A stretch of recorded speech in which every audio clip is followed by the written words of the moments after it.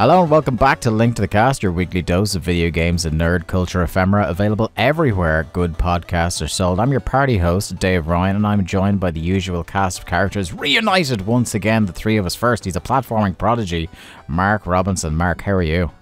Well, it's that time of the year where I watch a whole bunch of footage on September 11th and get myself into a weird headspace. So it's the most wonderful. Can I tell a Mark Robinson 9/11 story? Oh my god! Please do. Okay, so Mark, long-time listeners to the show will know that Mark lived with me for about 2.5 years? Thereabouts? About 2 years, I think it was. Yeah. So, when the tragic death occurred of Chris Cornell, Jack texts me as a considerate friend, going, "Look, he's a big influence on us growing up. Would you just check and see if Mark's all right? Because I'm sure he's a bit bummed out about it." I said, "I'm in bed right now, but you know what, buddy? For you, anything." So, popped on the dressing gown, walked down. Now, bear in mind, it wasn't that late at night, but I was just in bed playing games. So I come downstairs, and Mark used to sleep in the sitting room of our house that we'd converted into. I barely converted. We just put a mattress in there.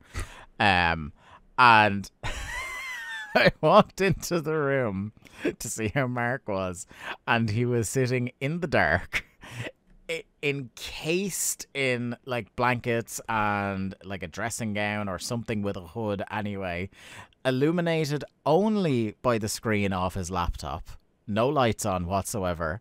And I just popped my head and said, "How you doing, buddy?" And you just looked up at me and went, "I'm watching 9/11 documentaries." And I said, "Okay, I'll see you later." Yeah. I reported back to Jack. Yeah, basically since those things were available, so I guess around the time that YouTube had clips that were more than 2 minutes, whatever it was. I don't know. It's just a thing I do every year. Maybe I'll try and make this my last year because I'm okay, but certainly more okay than a lot of people. In prior years, it did put me into a weird headspace. But yeah. Anyway. Yeah. Wow. 9/11 banter. If you had heard the shit we were talking about before we hit record, I'm telling you what, I've nearly got whiplash from moving from that talk to 9/11. Well, it is 9/11 tomorrow as we record this. So. It is indeed. Well, having to follow the act of 9/11 chat, it's the Roman Reigns of audio, Mr. Chelsea, Jack Lazell. How's it going? Yes, I'm not going to go that dark. I will wish a hearty Link to the Cast congratulations to a Mr. Sean McGee and his new wife. Mr. and Mrs. Teletext Mr. T. Exactly, yep, who got married a couple of days ago. Congratulations to Sean and the missus. Very nice photos if anybody wants to go to Teletext Mr. T, whichever version of his account that hasn't been banned from Twitter that is live at the moment, and go and check out some photos. And now we're even. I haven't appeared on audio with him, and he didn't invite me to his wedding, so I call that a draw. Yeah, I think for all of us, really. I think, if anything... he's really got the last laugh on that one. We should have been doing a live cast at the reception, let's face it. Talking about how good the N64 is. Top 10 N64 games. An all Final Fantasy special. Yeah. And just have him, his speech is just him coming onto the show. Yep. Pretty much. No, it's just been me burying Final Fantasy VIII for an hour. And I will bury you, quite literally. I mean, if you want to die in Liverpool, you're more than welcome to. Jack, how have you been? Yeah, aside from threatening murder on Mark, I've been alright. I've had a bit of a head cold. Seem to keep getting these little things. It's almost as if my immune system isn't used to travelling back into London again. But I moaned about that last week, so we're all clear this week. But yeah, everything else is going well. Been playing some games and watching some TV. Just been enjoying not being outside and catching any more diseases. Jack, do you hear that? That whisper on the wind, because it sounds like, if I'm not mistaken, a surprise segment. Ooh, Doggy. Because it's been a while since we've made Jack come up with a theme song on the spot. Oh, you son of a bitch. I just told you I was ill. Is this going to be top 10 Mark Robinson 9/11 documentaries? Because No, I can reel no, off at it's least not. 3. I'll bet you can. I bet you're stuck into that new Netflix one as well, are you? I didn't know there was one. Oh my god. Yeah, there's a series. It's 9/11 and the War on Terror. You've just ruined the God. weekend for his missus. All right. Yeah, and apparently made it for Mark. So this came off the back of today, as we're recording this, the incredible pop banger "Hey Ya" by Outkast turned 18 years old, making us feel incredibly old. Yep. So what I've done is I've compiled a list here, and I'm calling this segment Dave's favorite songs that can legally vote this year. Hit the music, Jack.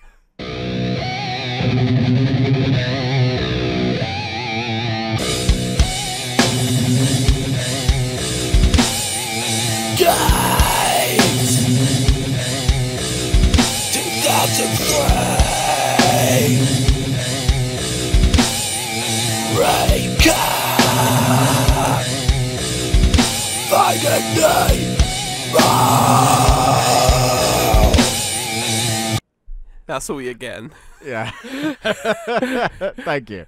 So this is more like, they're all, to some extent, bangers. Some more ironic bangers than others. But I think the focus of this list that I compiled was more to, Jesus Christ, it's been that length of time since this song was out and popular. Yeah, So- interesting you went with songs that can vote rather than songs that can drink. Well, you see, for our American friends, Oh, I was yeah, being 21. Nice there. Yeah, that's you true. See, now you got to think international in the podcast game, Jack. Yeah.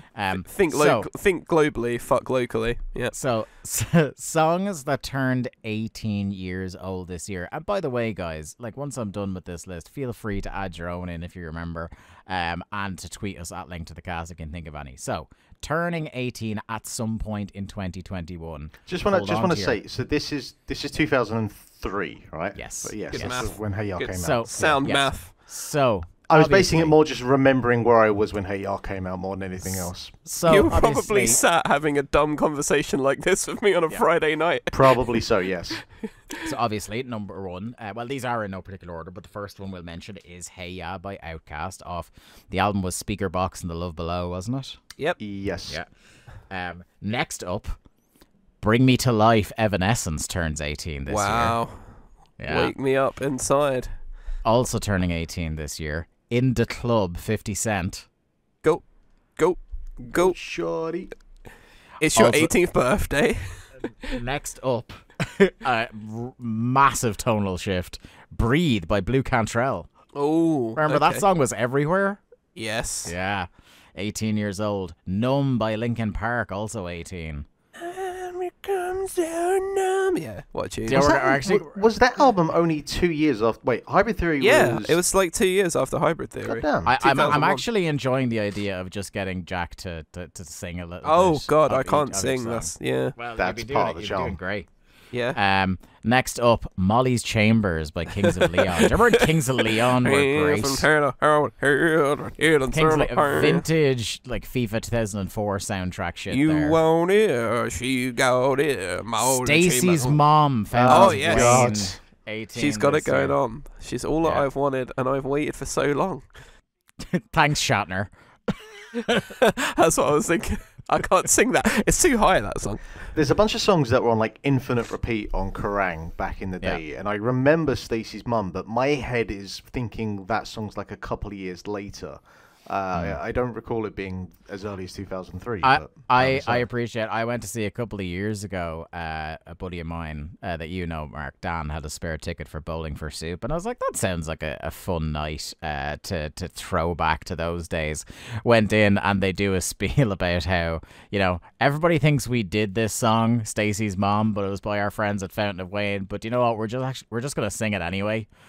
And they do it. I And you know literally what? told It that sounds- same yeah. anecdote about Weezer doing Wheatus's Teenage Dirtbag, Yeah. when you were off. Oh, brilliant! Yeah, Yeah. continuity. Yeah. Next up, We Used to Be Friends by the Dandy Warhols. Time ago, we A banger. used to be friends. Now that is What- a tune. one that I know Mark Robinson loves with all his heart and soul, "Scandalous" by Mystique. Absolute Dun, tune. dun, dun, dun.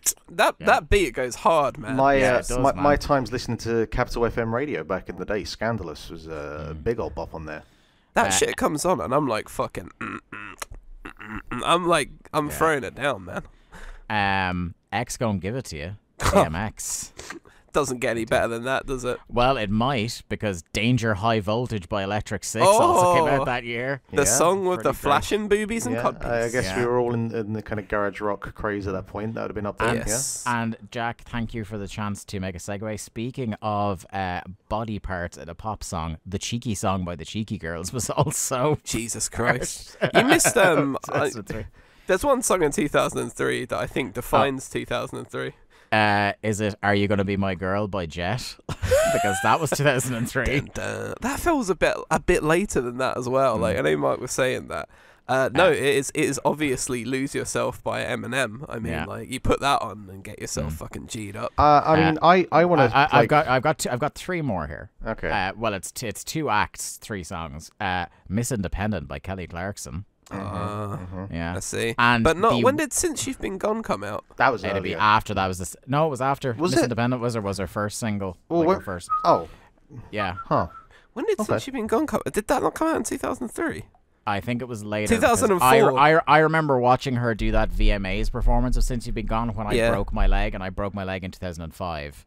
That's 2004. The song came out, so she did the live performance 2005. That makes sense. Yeah, I guess so. You know who does a real good live version of that was like Jimmy Fallon lip syncing it. For some reason, like popped to me really huge because he got like the necklace out and everything. Yeah, I mean her live version of "Since You've Been Gone" at that VMAs.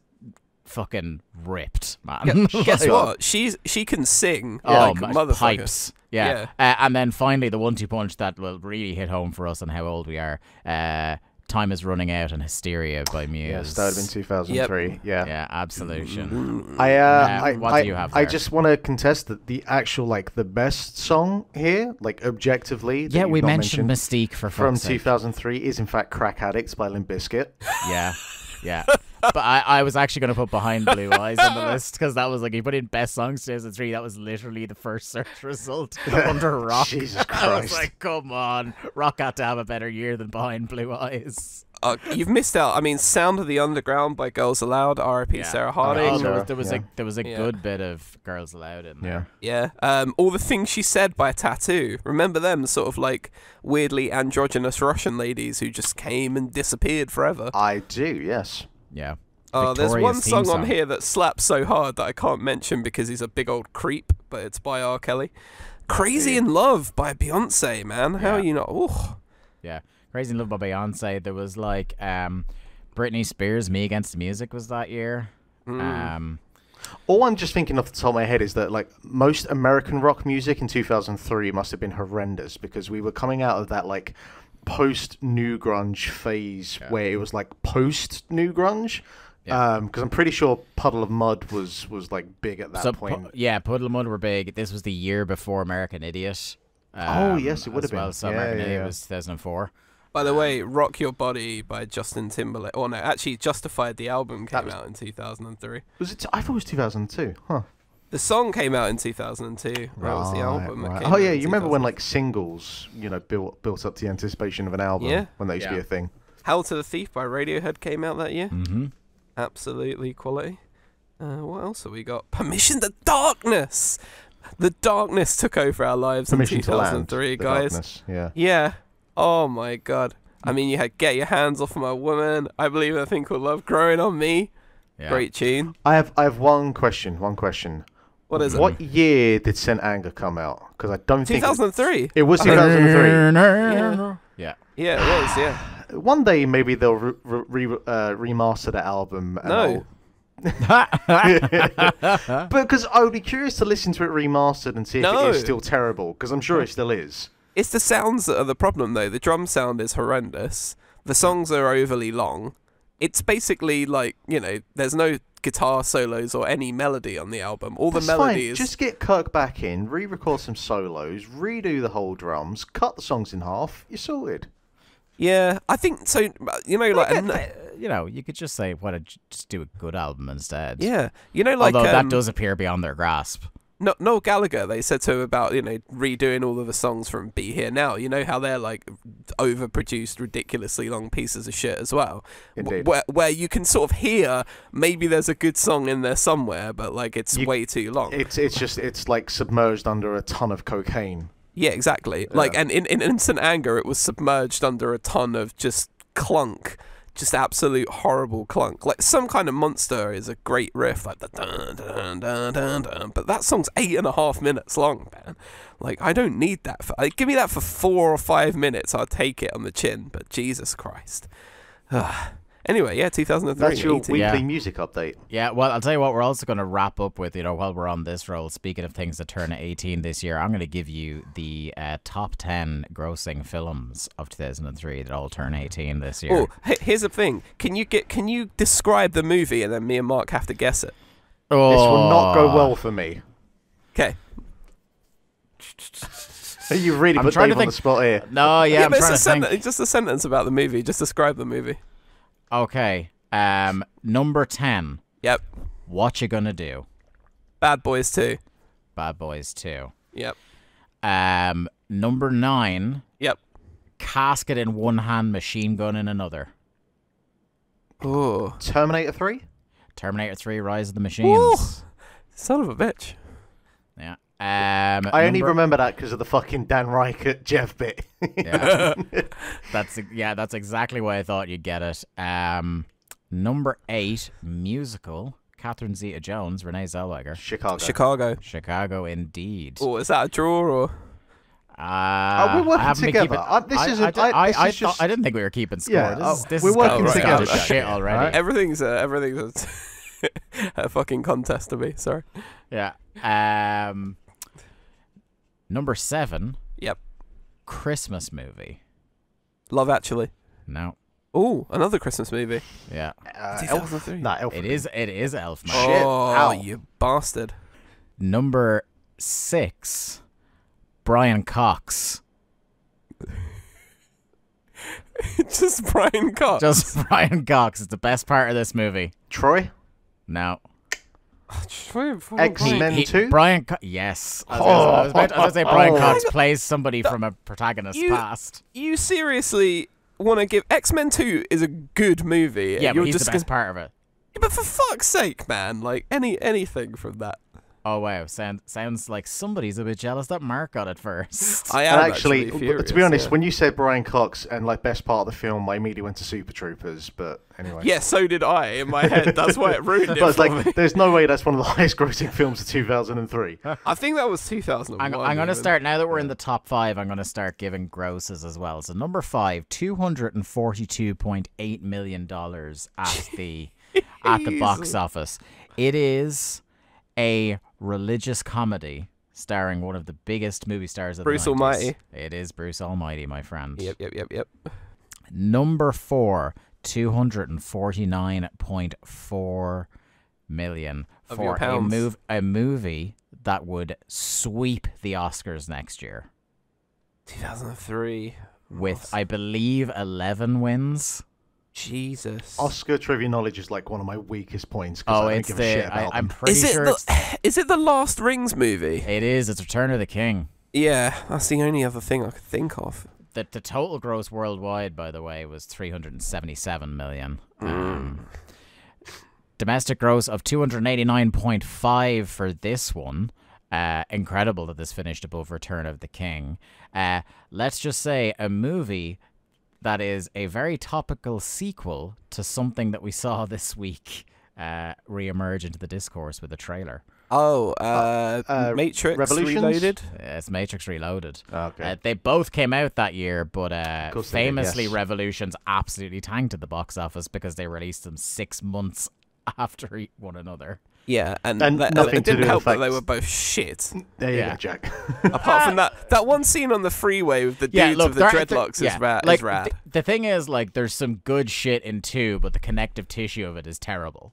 You know, like the fight scene in the Merovingian's house is class as well. You know, there's some shit in there that's good. Yeah, that was the 3rd highest grossing movie of the year.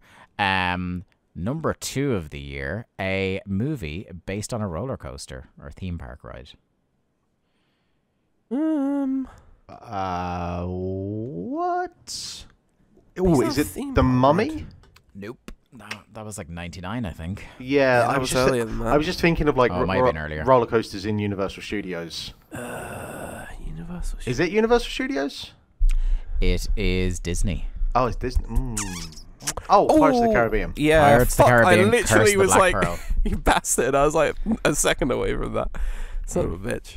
And number 1 that year with 339.7 million, He Touched the Butt.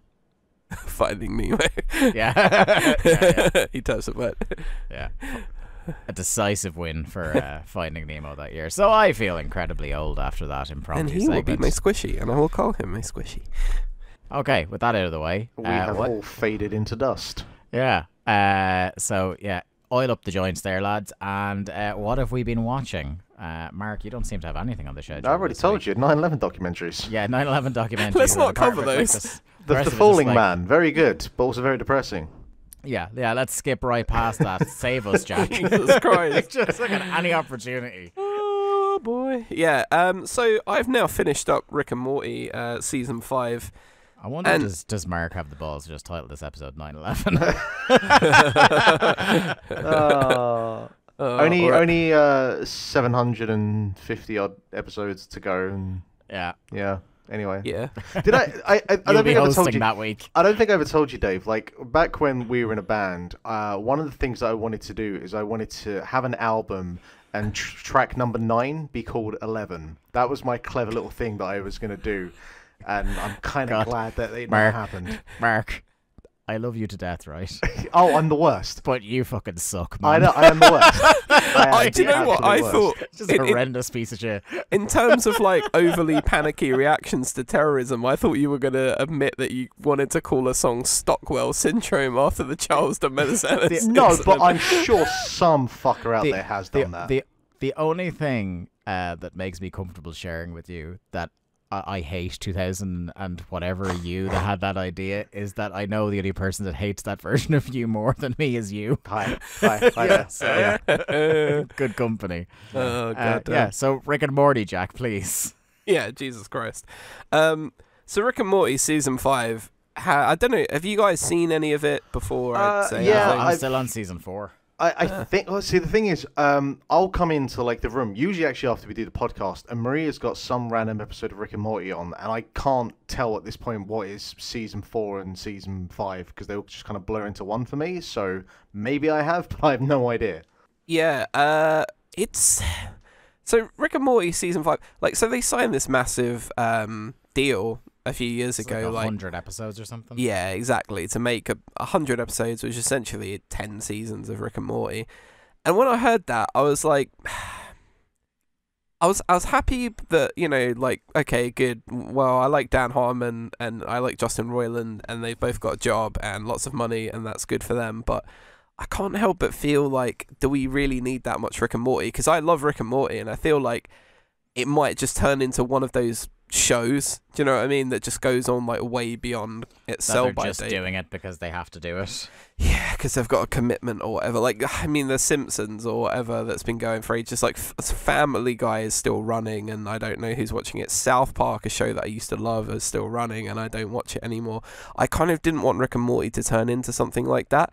And look, this season has been funny. Like, some of the episodes have been really good, but there hasn't been any knockout episodes. Like, there's usually 1 or 2 episodes of a season of Rick and Morty where I'm just like, okay, that just, like, I'll go back and rewatch it just because I think it's so good. Like, for instance, in the last season there was an episode called the Vat of Acid episode. I don't know if you guys saw that, but yes, I saw that episode. Yeah, like, the basic premise is, you know, Rick thinks it's a good idea to get out of like dealing with these space gangsters by jumping in a vat of fake acid that he's actually filled up with Mountain Dew, and Morty just rags on his idea. So he basically invents this thing for Morty that is able to, like, you know, go back a few minutes in time, or he'll create like a point in time that he can pause, and then if he goes back into it, he can go back into it again if he fucks up the situation. So he's got like a checkpoint, basically. He's got a real life checkpoint maker. And anyway, he completely fucks this up, and he lives out this whole life with this girl, and there's like a plane crash and all this shit. And like you find out at the end of the episode, Rick knew he was going to fuck everything up, and he just made this to basically just ruin his life because he didn't like his vat of acid idea. And then he manages to trick him into doing the vat of acid thing at the end of the episode. And it's just like it's so spitefully Rick and Morty, like in the best way. It's everything I love about Dan Harmon related content, is that it's funny, it's out there, and it's like there's this undercurrent of just a little bit of like weird vindictiveness among like people that know each other that is quite just like his trademark at this point.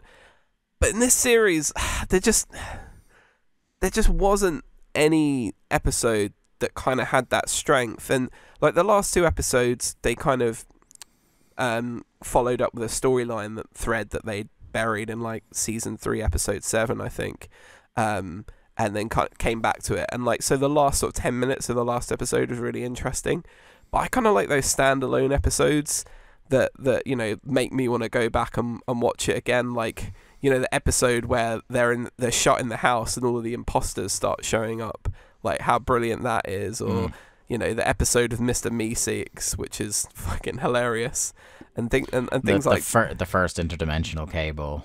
Yeah, exactly, those kind of episodes. And for me, the episodes are still enjoyable, but the overall quality of the show has really dipped down, I think. And it is kind of not, it's not like it's approaching that sort of zombie Rick and Morty kind of feel to it, but it is. What I've been worried about is that it just kind of feels like they're kind of not sure what to do at the moment. They're sort of spinning their wheels a little bit because I think the problem with Rick and Morty is like Dan Harmon has gone so hard and so fast, and as far as you can, you know, possibly go with that universe and fucking the multiverse. It's like, where do you go? Like, you get to a point is all you can do is like spin kind of various versions of the same theme, and that is kind of, I think, the biggest issue that Rick and Morty's going to have to deal with now. It's just like, where else can they go with like what they've done already? Yeah, perhaps it speaks to like his strengths when he was on Community is like working within the like, what can you do with the limitations, you know, given to you by like 1, the budget, 2, it being live action, and 3, that it has to be at least tangentially related to this group in a community college. You know, and he did incredibly creative things. And sometimes you'll hear a lot of artists say that like the best fuel for creativity is having limitations or restrictions on what you can do, either self-imposed or otherwise. And well, maybe that's not even like restrictive to just, you know, television, whatever, like for video sure games, it's the same thing. Art in general. Oh, in general, yeah. But like maybe it's the case that, you know, because again it's animated and it's, you know, it's well funded, it's commissioned for a long time, they don't have the fear that they're going to get cancelled or anything like that, that maybe it's kind of too much of do whatever you want, that like you're kind of alluding to, the well is starting to run dry a little bit, in spite of there being like quite literally limitless opportunities within that kind of universe. Like, there's like an episode called Gotron Jerry Sis Rick Vangelion, where like all of the, you know, the family take up different parts of a giant like anime robot and go and start fighting battles, and then it just kind of goes on from there, and it's just such a nothing episode where nothing happens, and it just kind of felt like this is a sort of shit that like I didn't want Rick and Morty to do, like just a gimmick episode that doesn't really hit home or say anything. And I've noticed they've significantly weakened Rick, and I think that's probably like a choice that they've had to make, because Rick, being like a sort of, you know, he calls himself like a god and like an impenetrable Superman, has very much, you know, been like a theme of the show up to this point. But I guess that's kind of boring after a while, really, unless you're Vin Diesel, of course. But that's quite a boring thing for the main character in the show. Like, there's no peril. Like, so the first episode of this season, there's like a really sort of flamboyant guy who lives in the sea, who's like a cross between Aquaman and like a Neil Patrick Harris, I would say, called what's he called? Mr. Nimbus, I think, who's like Rick's, nemesis, and he's like more powerful than Rick in every way. And then you just notice like a lot of episodes in the series, like Rick really taking a lot more injuries and like things happening to him that he kind of didn't plan. Like, he doesn't feel as in control anymore. And where he doesn't feel as in control, it kind of feels like the show's kind of losing a little bit of direction, because kind of he was always running the thing, and it was, in control of the chaos of the universe, but the chaos of the universe seems to have taken Rick over almost, and now he's kind of one of the elements of the show where he's just going along with what's happening. And Mark, you mentioned about when you have a multiverse, like, and you've got it for a while, where do you go from there? Like in the last episode, we discover that like this sort of like a central core of a universes that are governed by the Council of Ricks, which you see in like the previous series or whatever, and then like there's like an evil version of Morty that finds out a path to another clump of universes.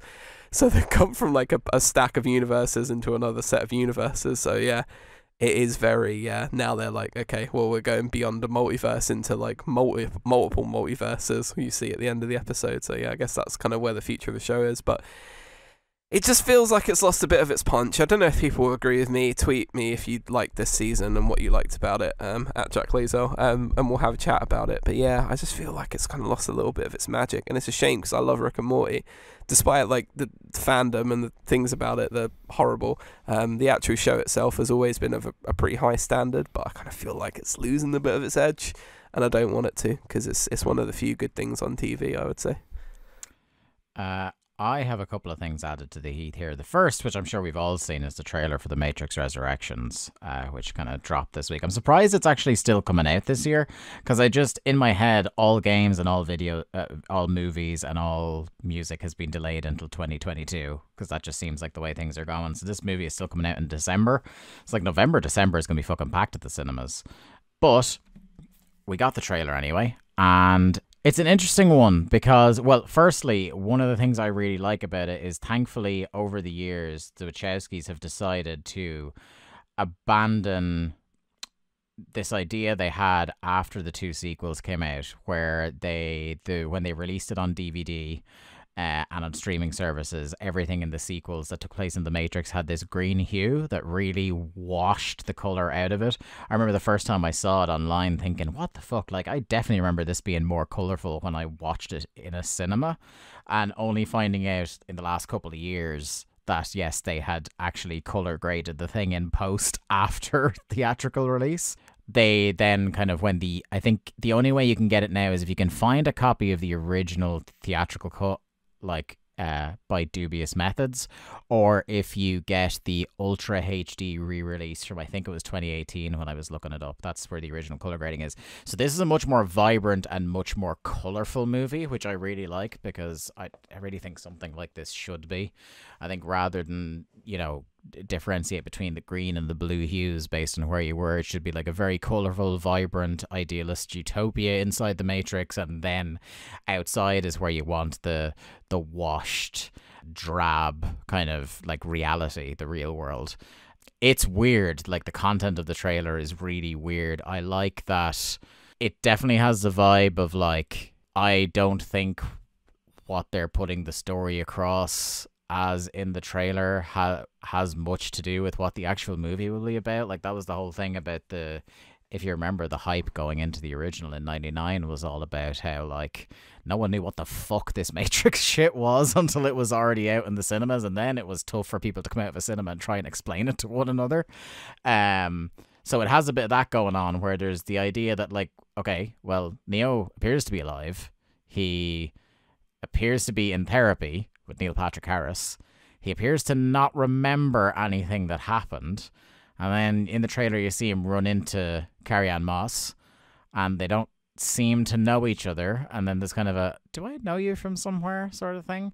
So yeah, I think it's really interesting. I don't think, my thing with the Wachowskis is you're never really going to know what kind of film you're going to get based on their trailer, because, like, they really tried to throw a few swerves at you. But do you know why Larry Fishburne's not in it? Because he's canonically dead in the Matrix universe. Yeah, but they're bringing back someone else as his role, as Morpheus. Yeah.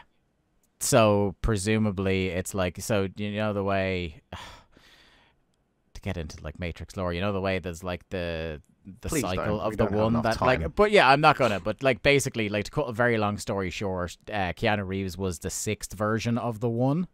Yeah. Oh, so this is like So Doctor Who, that's- basically. That's what I'm guessing. Like for the Morpheus thing, is that there's like factored into the equation. There is always that Morpheus role, because yeah, it does feel very Morpheus adjacent, So- even if Basically, the Matrix is the Legend of Zelda. could be like You've got there's like definitely you got a version of each character that appears in Again- like spiritual again- succession. again, we don't have the time, like, to get into everything that it could or could not be. My biggest issue, because Yeah. yes, and I'm sure it's intentionally by design, that Yeah. you come away from that trailer not really knowing what the fuck is going on. Yeah, and yeah. it's fine, it's the Matrix, you go with it. My biggest issue, and maybe this is a real like anal critique to have, but it's just what I come away with. The fact that Keanu doesn't look any different from John Wick. All I'm seeing is John Wick. Like it's just to be the whole fair, presentation. To of be him- fair, Mark, it that is is the the same man's guy, though. entire career.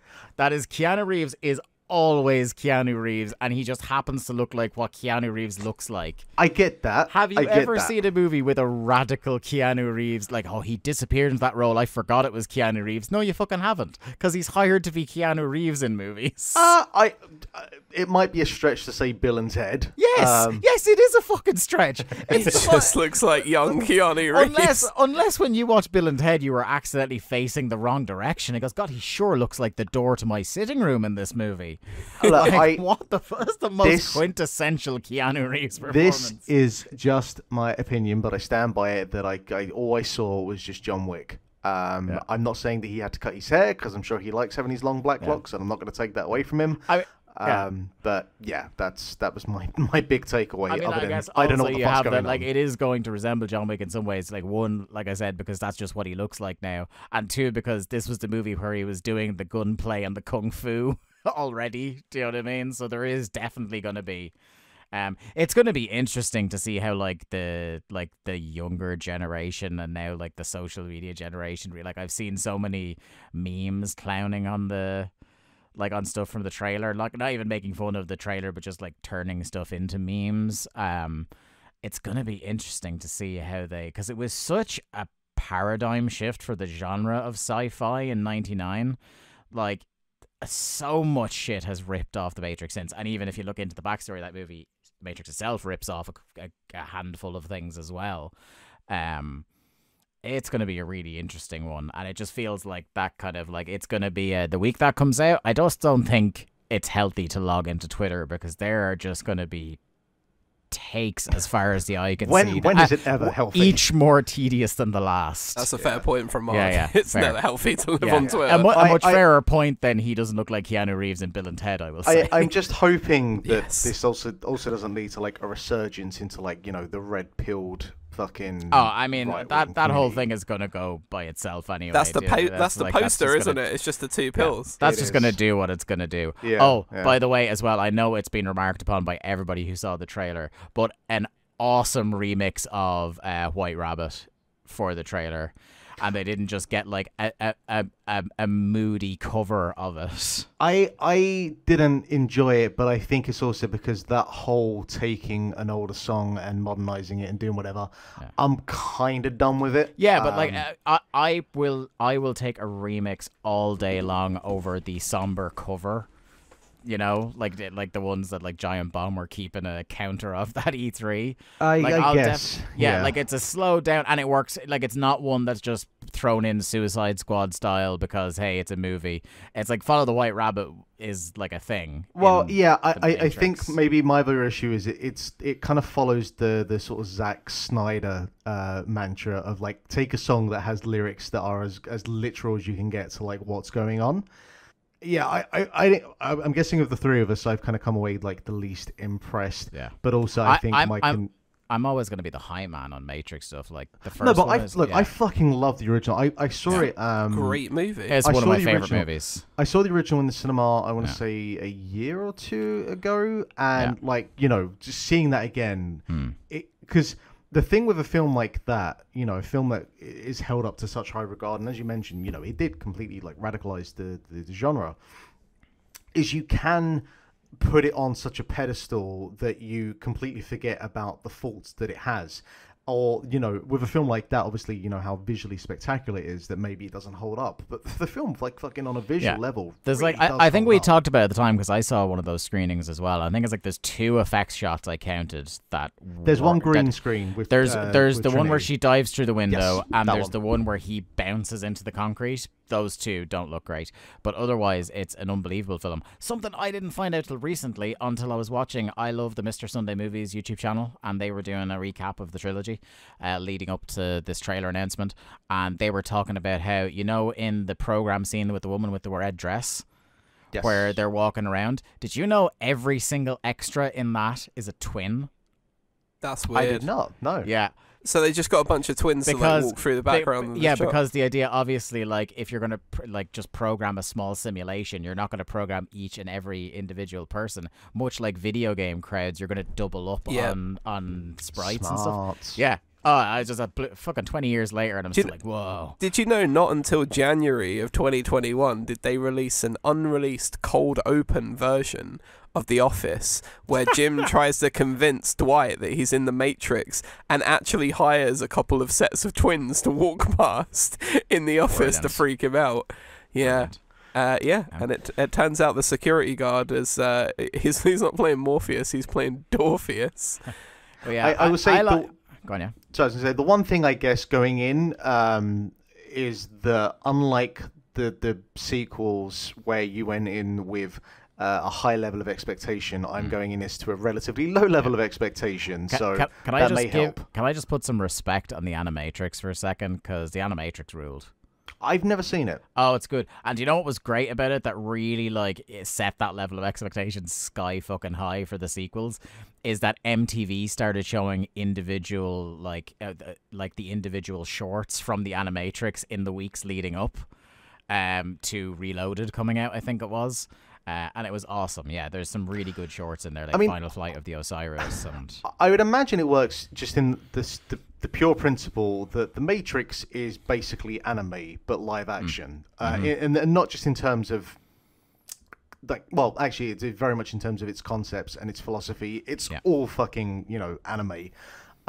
So I can see why the Animatrix would work in terms of just taking all of that and like, let's just put it back into animation. I should probably like check that out at some point. Yeah, it's cool because all the different shorts have different animation styles. Okay. Did you see what was it? Love, Sex, and Robots? Yeah, it's that kind of vibe. Cool. Yeah. Okay. Awesome. Yeah. Isn't it Love, Death, and Robots? I think so. Yeah. So do you want to hear a funny story about Love, Death, and Robots? Yeah, go on. Okay, so I went on a date with this Scottish girl. Okay, like we talked. This is like maybe 2-ish years ago, maybe a bit longer than that. We've been talking and stuff, and she seemed really cool, or whatever. And we got into the subject of tattoos when the first time I met her, and she revealed that she had this Love, Death, and Robots tattoo that she got as part of a promotion of, you can get the tattoo for free if you come to this sort of like event that they were having for Love, Death, and Robots, and they were just tattooing everyone with the logo. So before she'd even seen the show, she just went to this event and just got this free tattoo of a TV show she'd never seen. It was in that moment. Like, how quickly was your chair just empty and spinning at that point? It was in that moment that I was like, I could never date this person, because I'm like, who would do something that spontaneous? Like, I would never do anything that spontaneous. You're like Scott Pilgrim with Ramona changing her hair. Yeah, exactly. It's just so fickle. Yeah.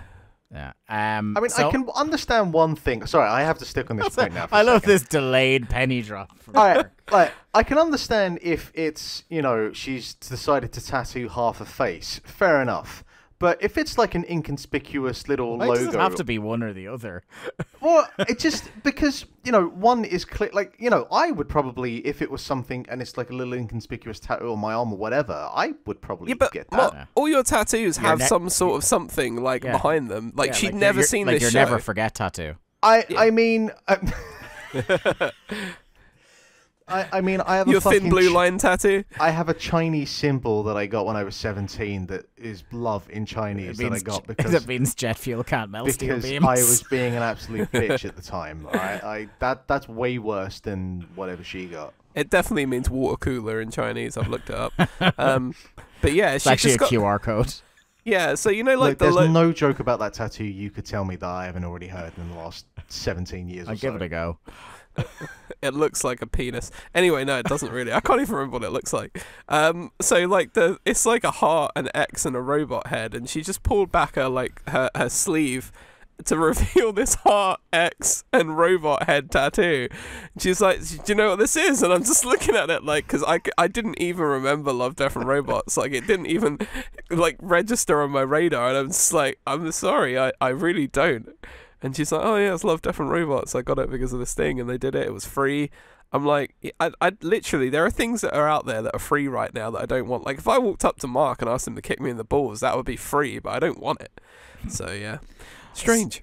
Something else I saw that I believe you saw as well, Jack, was Shang-Chi and the Legend of the Ten Rings. Oh yeah, I cut a mighty ass promo on what I enjoyed, like very vaguely about it last week. So yeah, what did you think? Yeah, so I have been flat out, which is why I was missing last week, and I unfortunately have not caught up. I usually do love listening to the show when I'm not on it, but I didn't in this case. So yeah, if you gave the big promo last week, I'm not going to go too long on this. I really enjoyed it. It's probably in that like second tier of Marvel movies for me, where it's not like hitting the heights of a Infinity War, an Endgame, a Guardians, or a Winter Soldier, or a Ragnarok, but it's really, really enjoyable. I think, again, it's another tedious point that everybody's making, but it's the best shot action in all 20 odd of these movies so far. Not only is the choreography beautiful, not only is it very well shot, but also something that I got really tired of in some of the Russo films was the scene geography. So like fights are happening and the shaky cam is going and things are moving so much that you lose all sense of, you know, what's going on and where it's going on sometimes in the more frantic fight scenes in some of these Marvel movies. And it can make those Act 3s really, really baggy, as can the generic, you know, floating fortress exploding in the sky endings. Hello, Black Widow. But this was, even though it did end in a CGI battle, I thought it was a much more colorful and vibrant film. It wasn't like wholly different from Marvel fare, but it was just different enough that, you know, I really enjoyed my time with it. I may go back and see it again. Can I just ask Aquafina about should be in all movies, by the way. Can I just ask about that final battle? Going by where I presume that battle is in the trailer, how Gohan versus Cell is that battle? Because there's a lot of similar color palettes going on. I will say it's not reminiscent of that particular battle. It is very Dragon Ball Z-esque in other ways. I shall enjoy watching that then. Yeah. And like I said, even though it is, you know, there's a lot of CG going on in it, I feel like it hasn't got the... I feel like I'm on a big color palette kick this week. But again, a lot of those Marvel movies are very washed out. Patrick H. Willems has a video on it, doesn't he? Jack, about like why all those movies look the same, and they really shouldn't have to. Yeah, just because they don't have. But that's mostly about the DC ones, isn't it? Which are even. No. He has one about why do all Marvel movies look the same. Okay, I thought I don't know if it was talking about DC movies for some reason. But it's a problem across DC as well. In fairness, but yeah, I know. I'm not gonna spend any longer on it, but I really liked it. I'm talking like high 3 stars, maybe giving it 4 boys. Yeah, really liked it. I know friend of the show, Ian, didn't care that much for it, but he's one who, like, openly says he doesn't really have a lot of investment in those movies. So your mileage may vary. I'm giving it like at least a 4. I think, I think a 4-star is fair for that movie. I liked it. Can I just say, talking about like fight scenes, you just reminded me. I saw that new Hugh Jackman film, Reminiscence. And a couple of things from it. First of all, there's a fight scene in it that lasts a fair few minutes that actually reminded me a lot of the well, I guess it's the American remake as well, but it reminded me a lot of Old Boy in terms of like a kind of long shot, a lot kind of taking place where you're looking like at a corridor. And it's because I was talking to Jack about this last week in terms of like a lot of modern fight scenes, a lot of MCU modern fight scenes. You just you get motion sickness from how many kind of quick cuts are happening. And this not particularly like great sci-fi thriller that doesn't really have action anywhere else in the film, then suddenly just has this like really relatively lengthy fight scene that's actually like one of the better fight scenes I've done in a long time, where they kind of let the scene play out. There's not a lot of quick cuts. Like there's a real kind of physicality to the fight that's happening, and it really took me by surprise, because otherwise it's a film that is very smug about explaining its plot, even though you've established what the plot is about 15 minutes ago. But it really wants to, tell you what's going on, which is why the film ends up being 2.5 hours long and really doesn't warrant being any longer than about 90 to 100 minutes. Yeah. Hands down, the best fight scene of the year is still the bus fight scene in Nobody. If people haven't seen Nobody, with motherfucking Bob Odenkirk in it, basically being like a John Wick type film, there's just a scene in that where he fights like 5 dudes on a bus, and it doesn't suffer from any of those issues that Mark talks about, because it's that enclosed space. Actually, there's a fight scene on a bus in Shang-Chi as well. Yeah, I said that last week. I was like, I can't believe this is the second film issue I've seen with a fucking fight scene on a bus. More bus fight scenes. Yeah, exactly. In terms of what we're playing, let's go to you, Mark. All right, so I mentioned this last week, but I've been playing a game called Alba. I think it's a wildlife adventure or adventurous wildlife. I can't remember the subtitle, but it's a game that came out, I think, around the start of the year, and I've been playing it on the Switch. And it's a very delightful, little kind of low-key, lo-fi, not fully lo-fi, but lo-fi-ish indie game where you are... It's actually from the team, if I'm correct, that made Monument Valley, I think. And Monument Which you were Valley, a big fan of, weren't you? Still one of my biggest favorite mobile games. And you play as this 10-year-old girl who she goes to visit her grandparents every year on this island that is very, I guess, kind of like Gibraltar or the Canary Islands, like one of those areas where a lot of English expats and retirees will go to. She goes to visit every year, and this particular year, while she's visiting, there's a nature reserve, like a wildlife area that's kind of run down, hasn't really been looked after. And the mayor of this island has decided that he's going to turn it into a big hotel, big luxury hotel to bring in business.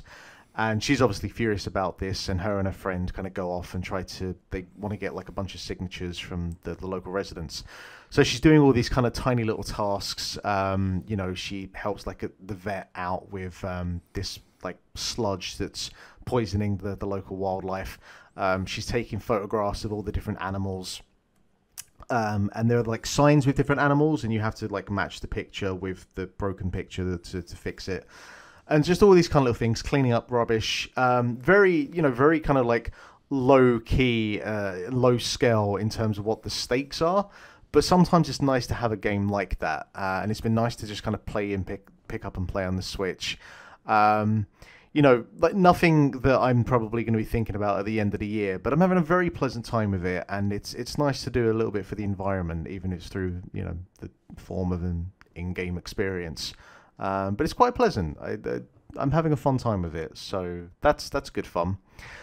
The other thing I've been playing, and this is on the back of a kind of Twitter campaign from one Patrick Klepik, is a game called World Flipper, which is a free-to-play mobile game. I don't know the name of the company. I think they're Japanese, but I know that the European version of the game has been published by Kakao Games, that did the publishing for Black Desert Online until recently.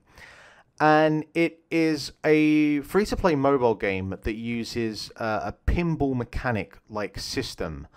But it's not just pinball in the traditional sense that you think of. There's actually like combat involved as well. So all up to the point that I've been playing anyway, all of the rounds, little stages that you play are split into like 2 sub-stages. So the first one, you have a bunch of like mini obstacles and mini creatures that you have to deal with.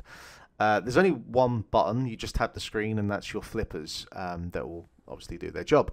But you have, I currently have 3 characters, but I think it later on will really kind of introduce like a gacha system where you can find new characters and they have like a star rating, and I'm guessing they'll have different abilities. Because the 3 characters that I have at the moment, as you kind of build up throughout the round, they'll build up like their special meter or special attack. So I have like one character that does like a kind of big but close range circle slash that lasts a few seconds. One that kind of fires projectiles in a straight line. One that I think steals health from the enemy. It's kind of hard to tell because a lot of shit's going on at any given time. And, you know, so there's a little bit of a kind of like tactical process around like, okay, when do I use this exactly? Because the first like substage again is just like mini enemies, but then the second substage is a boss. And you know, the bosses, there are various degrees of tactics involved, but a lot of it does just kind of come around to just hit the flipper, try and smack your opponent. If you tap the screen after you hit something before you start falling back to the flipper, you will kind of automatically aim back in the direction of whatever it is that's closest to you, so you can get like a free hit in, and you can kind of like chain that, so you can actually stay up the top part of the screen for a fair while. And I think it does something where it sort of charges your flippers up. So if you're up at the other end for a while, when you come back down again and you fire back up, it kind of gives you like a more powerful form of like just, you know, like smashing head first into whatever the nearest thing is around you. It's pretty fun. Like it's not the most intense game in terms of, you know, like thought process and planning out what you're going to do other than what I've just mentioned there. But it's very pleasant to look at. Like, I know for a lot of people, pixel art is a very kind of passé style at this point, and it's been played out. But as far as I'm concerned, a good-looking pixel art game still looks really, really good. And one that's playing at 60 frames per second as well, for me, like, it's still fucking, you know, there's a whole bunch of shit going on the screen. All of the character designs are really well laid out. All the animations are very slick. And I've been playing it for a couple of hours. It hasn't kind of like done anything where I'm thinking about, okay, I'm going to have to, you know, sink some money into this now. It hasn't done anything where it's restricted me from playing. I haven't played for more than like half an hour at a time, so I haven't really, you know, pushed it to its limits to see if I was trying to play for like 2 hours, would it have like a, because I can see there's an energy meter at the top. But again, I guess I haven't played it long enough for it to say, oh, you've run out of energy now. Either top it up or come back tomorrow to play again. But yeah, it's pretty fun. And I kind of hate gacha-style mobile games because, for the most part, they're very... they either turn into like auto-clickers or it just becomes like a math equation. Like, did you play the WWE Superstars game? The Super Card game, I think it was. No, oh god, no. I saw the adverts and stuff for it, and it just looked too hideous. All that basically came down to, it was like Trump, the Trump card game, where basically it's like my number is higher than yours, therefore I win. Yeah, you know. And a lot of when you said it's like Trump, I was like, where the fuck is this going? Same. I was like, oh my god. And so a lot of gacha games run into that sort of mechanic, and they get pretty boring after a while, and you're just playing it because you want to, you know, get stronger versions of the characters. But with here, at least, while it does have that, not that I've been introduced to it yet, really, there is this actual like pinball game attached to it, and you know, I actually really enjoy like when you take games that are pinball based but do something more with them. Like I always enjoyed Sonic Pinball. I thought Yakuza Island Express from 2 years ago, I thought that was like a pinball / Metroidvania game, which I thought was an incredible like spin on both genres, I guess. And yeah, it's alright actually. I'm actually kind of like, I've had a fair few mobile games that I've downloaded recently. I'm still playing Beatstar from last week, and that's still really good fun. I have a whole bunch of more songs to play with, and yeah, that's pretty cool. And like both of those games get pretty easy recommendations because again, they're free. So console burnout? No, not really. Like I've got a whole bunch of things I could be playing, but I just haven't bothered to sit down and actually play through some stuff. I think part of the problem is like the two games that I want to play at the moment are both Metroidvanias, and I've just come off of playing another Metroidvania, and I wasn't the biggest fan of Axiom Verge, which I have now finished. So I'm kind of hesitant to start a new one at the moment. Yeah. So For me, I'm pleased to report that the night before we recorded this, I rolled credits on Yakuza 5. Out of the 6 games, including 0 that I've played so far in the series, I can definitely conclude it's my least favourite. Which I think is at odds with the reception of the game. You know, when I looked it up afterwards to see, like, were people not big fans of this? A lot of people rank it in like the top 2 or 3 of the whole franchise, including Judgment and Yakuza 7. So I feel like I'm in the minority saying that, but it's hard to put a finger on exactly why it didn't. I usually get huge buy-in into the stories of these games, and I know our good friend of the show, Matt Niner, is much higher on Yakuza 5 than I am, and he's nearly beaten it now from where I can tell he is. The thing for me, I guess, is one of the things for me is that the Yakuza series, even though like the first 6 games all follow the story of Kiryu, they still all feel like each game changes up the tone or the motivating, the inciting incident enough that they feel like sometimes slightly different games or sometimes majorly different ones. I talked before on the show about how the first half of Yakuza 3 is basically just Kiryu staying away from all this organized crime stuff and just running his orphanage and hanging out with the kids in the orphanage and looking after them. And I thought that was really ballsy of them at the time. Like, it's a real kind of nice palate cleanser from what you're expecting from it. Now again, that's probably with the benefit of hindsight. I'd say if you'd been waiting years for a game that slapped like Yakuza 2 did and then that comes out, you're probably got a bit mad about it. But yeah, 5 feels like a retread of 4. 4 tried this idea where it's like, right, let's split the narrative up amongst 4 characters, and it's kind of all of them have their own smaller arcs, and then that feeds into a finale where everybody comes together to take down the bad guy. And essentially that is the structure of 5 as well. The problem with that in this case is, to me, the sense of pacing is completely all over the place. It's trying to do more than 4. It's trying to go, okay, we hit on a good thing, let's improve on it. But it's just, each section either feels like they've moved me on from it just as it was getting interesting, or they stay way too long in something that isn't for me.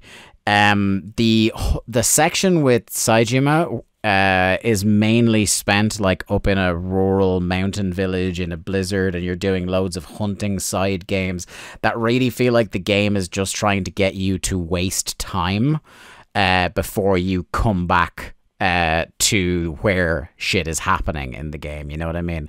And the thing for me that stood apart in the Yakuza series till now was that there are a lot of, I think back to the first time when we had Kevin Mann on the show and he was selling me on Yakuza 0.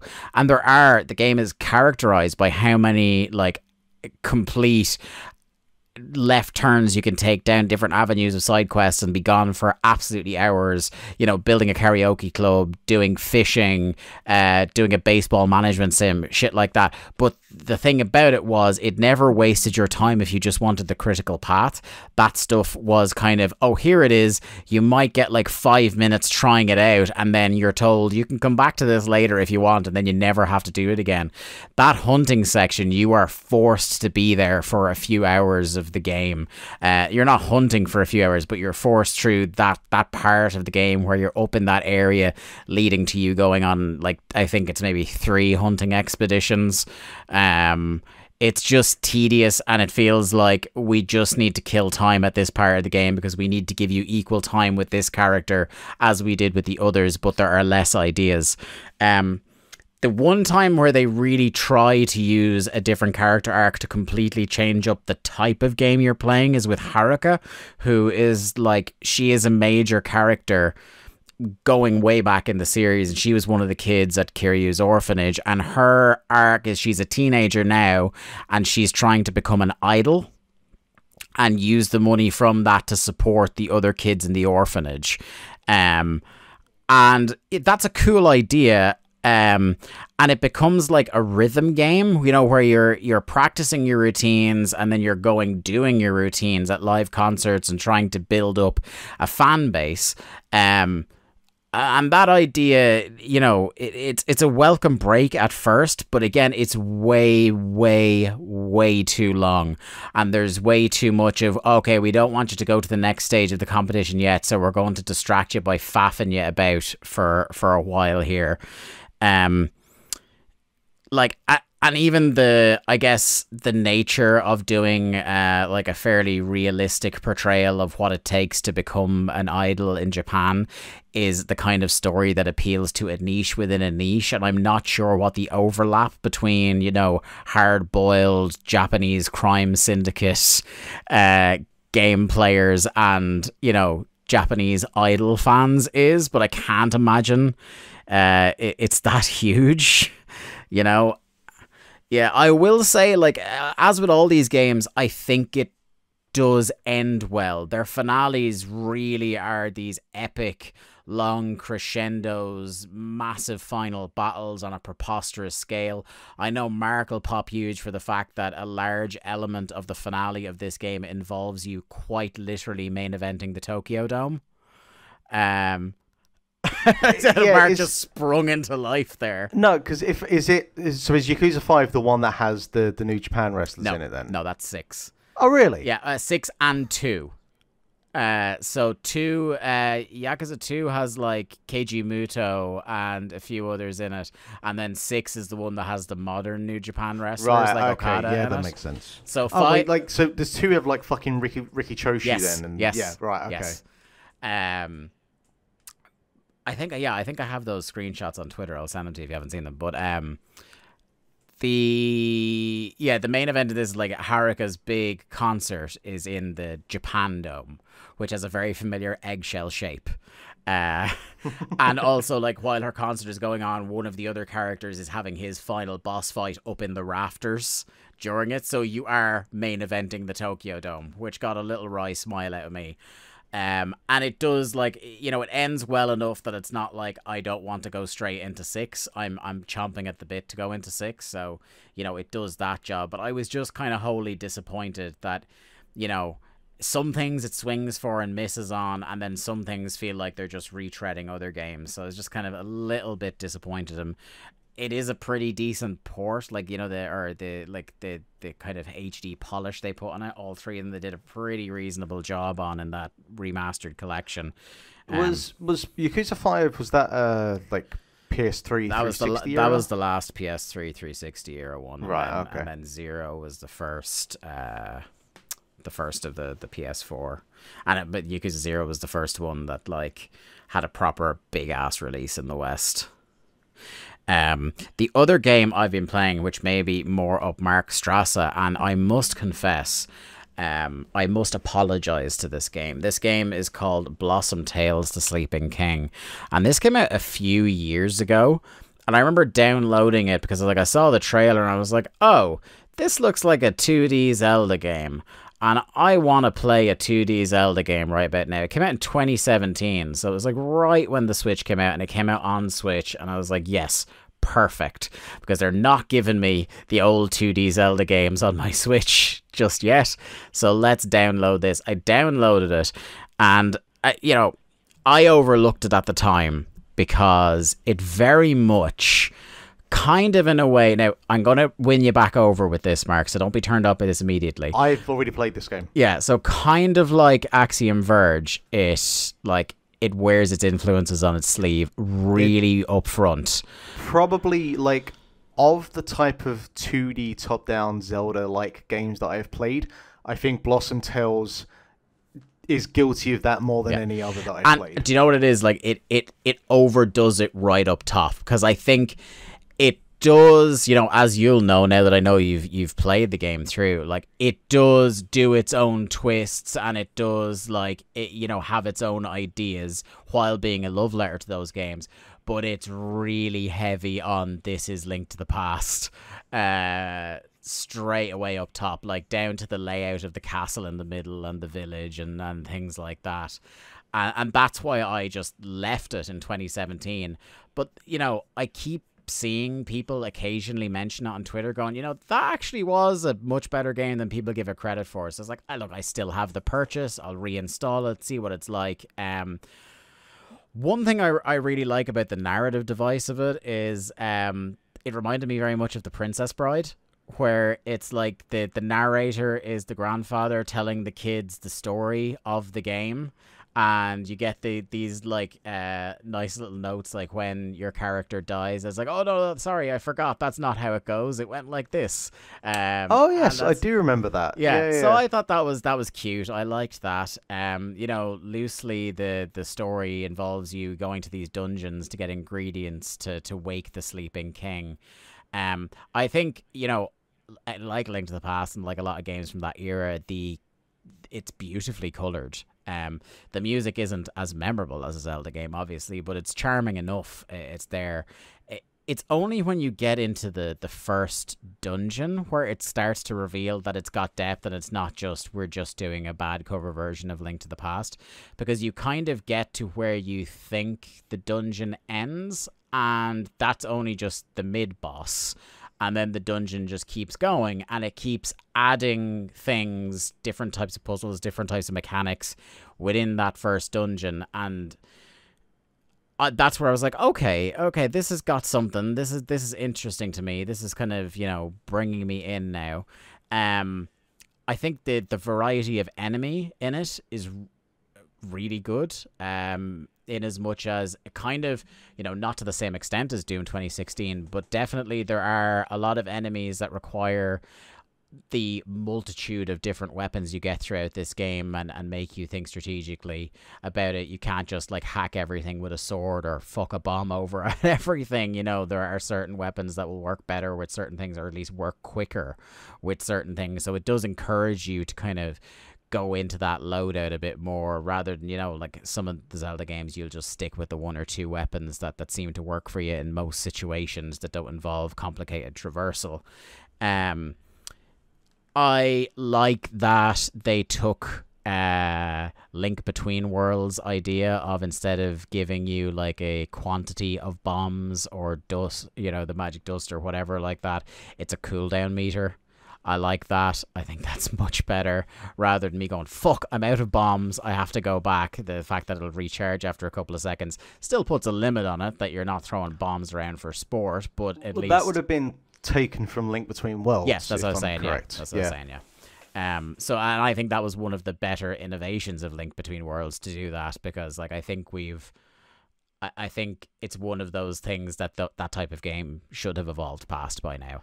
Well, yeah, I mean, like, because of the way that Link Between Worlds was set up, in terms of theoretically you could do any of the 8 dungeons at any time, it meant that it couldn't do like hey, you need the hook shot to do this dungeon. It had to sort of open everything up from the get-go, which kind of has its pros and cons.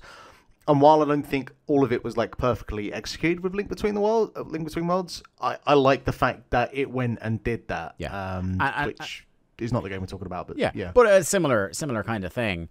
I like, in terms of, like, while we're talking about weapons, there's a lot of them, and I like that there are weapons that you could go through a complete playthrough and miss out on, that like are nifty little things that'll help you through certain areas of the game but aren't necessary. And I'm a puzzle guy, Mark, and I think the variety of puzzles in this is really good. It's not like, a lot of these lazy Link to the Past lights will just have, okay, we figured out 3 ideas for a puzzle and we're just going to repeat those ad infinitum.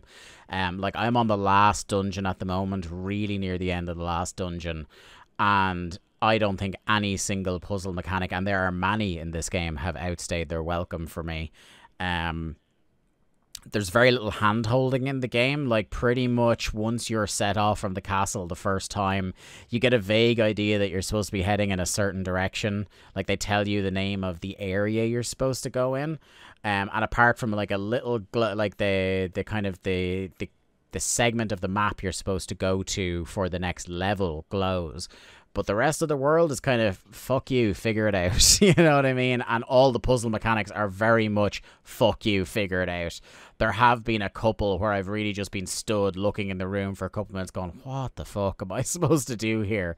You know, thinking of different things, just like blowing up random shit. The character designs are really fun. I thought I'd surely I've gotten to the end of it now, and that was long before I even got to the mushrooms that attack you, or the little cutesy zombies, or anything like that. And I suppose the final thing then is, like, in terms of the overworld map and the dungeons themselves, I really like there's a nice variation in the biomes of it. You know, there's like the second big area is like, I can't remember the name of it, but it's essentially inside a volcano, so a lot of your things are fire themed, and the hazards are, and you know, a lot of the enemies have fire related powers, and the biome is really, like, you know, vibrant and detailed. And then similar, you go to the last dungeon and it's all frozen over, and there's puzzles related to ice and slippy floors and stuff like that. So it felt like a nice throwback to when, you know, levels or areas of games had real distinct, like, almost seasons to them. Yeah, I don't know what you thought of it at the time, Mark. I can't remember if you talked about it on here, but like, I'm not saying this is like a home run 5-star game for me, but I really fucking enjoyed my time with this. It's only about 8 to 10 hours, like, and it's like, for the money I paid for it, I think it was like 10 or 15 quid at the time. I'm all in on it. I might go back to, actually. I'm going to Italy week after next, humble brag, and I don't have anything new downloaded. So I know I didn't finish Blossom Tales. Yeah. I got a few hours into it, and then I just kind of, just with some games, you just stop playing them and you don't go back. If I were to guess with when it came out, it was either because you were playing Breath of the Wild, or because in June of that year Mario Kart 8 came out again. Could be one of the two, but I might give it another spin again. To be honest, like, Crosscode came out on Switch, if I'm correct, and I've been meaning to get back to that as well, and that's very, like, I still sing the praises of that very highly, and I'd still highly recommend that for you. Yeah, I have it. I just haven't really got it. That might be my next one then. Yeah, because that is definitely a game in terms of the dungeons that doesn't hold your hand. But yeah, I might. I know I still have it on Switch. Yeah. I might have a look at it again. Just a charming little game. Like, I'm looking at it here, and like, Nintendo Life gave it 7 out of 10, but it's got an 80 on Metacritic. So, like, you know, it's a pretty decently reviewed game. It's a very well crafted game. Yeah. I think once you're fine with the fact that it is very much a 2D Zelda game. Yeah. I don't want to say that was like my biggest issue with it, but it probably was. Now I think about it. It's so heavy with it early. But it kind of, like, it pulls back on that a bit, thankfully, once you get into the first dungeon. Yeah, Blossom Tales, The Sleeping King, really, really good. Enjoyable. Jack, what about you? Yeah, so, like, in line with my gimmick, I've been playing Life is Strange: True Colors, the new Life is Strange game that came out just today. I am, finding out this second that game came out. Really? I just, again, once again, assumed it had been delayed till 2022. No, so they delayed the remastered collection until 2022. That must be it then. Yeah, because I think they were all also, due to I'm come just out. dumb. Thanks for making excuses for me, but... No, I mean, like, how are we meant to stay across the release of every piece of media right now? Yeah. It's impossible. It seems like there's a lot of stuff coming out in the next few weeks, I would say. But yeah, so Life is Strange: True Colors. So Life is Strange and Life is Strange 2 were both Don't Nod Entertainment, and they did a very fantastic job with them. But the team that made this game, Deck 9, also made Life is Strange Before the Storm, which was a prequel to the original Life is Strange, which kind of told the story of Max's relationship with Rachel Amber, who was the girl who'd been murdered in the first game, and you and Max like the childhood friend, and you're trying to figure out how Rachel Amber was killed, basically. Anyway, so because Don't Nod are done with EA now, which means we'll probably not see any more Don't Nod Life is Strange games. Deck 9 have kind of taken over, and they've really released Life is Strange True Colors, which is set in like a beautifully picturesque location, as you would expect from Life is Strange games, a little town called Haven Springs, Colorado, and you play Alex, who is returning to live with her brother after spending 8 years apart. They were both, I think they lost their parents fairly young, and they were both kind of in foster care when they were growing up. And Gabe is a little bit older, and he'd moved to this town in Colorado, and Alex stuck it out in the sort of foster care homes and stuff for a while, but eventually she's gone to Haven Springs to move back in with her brother.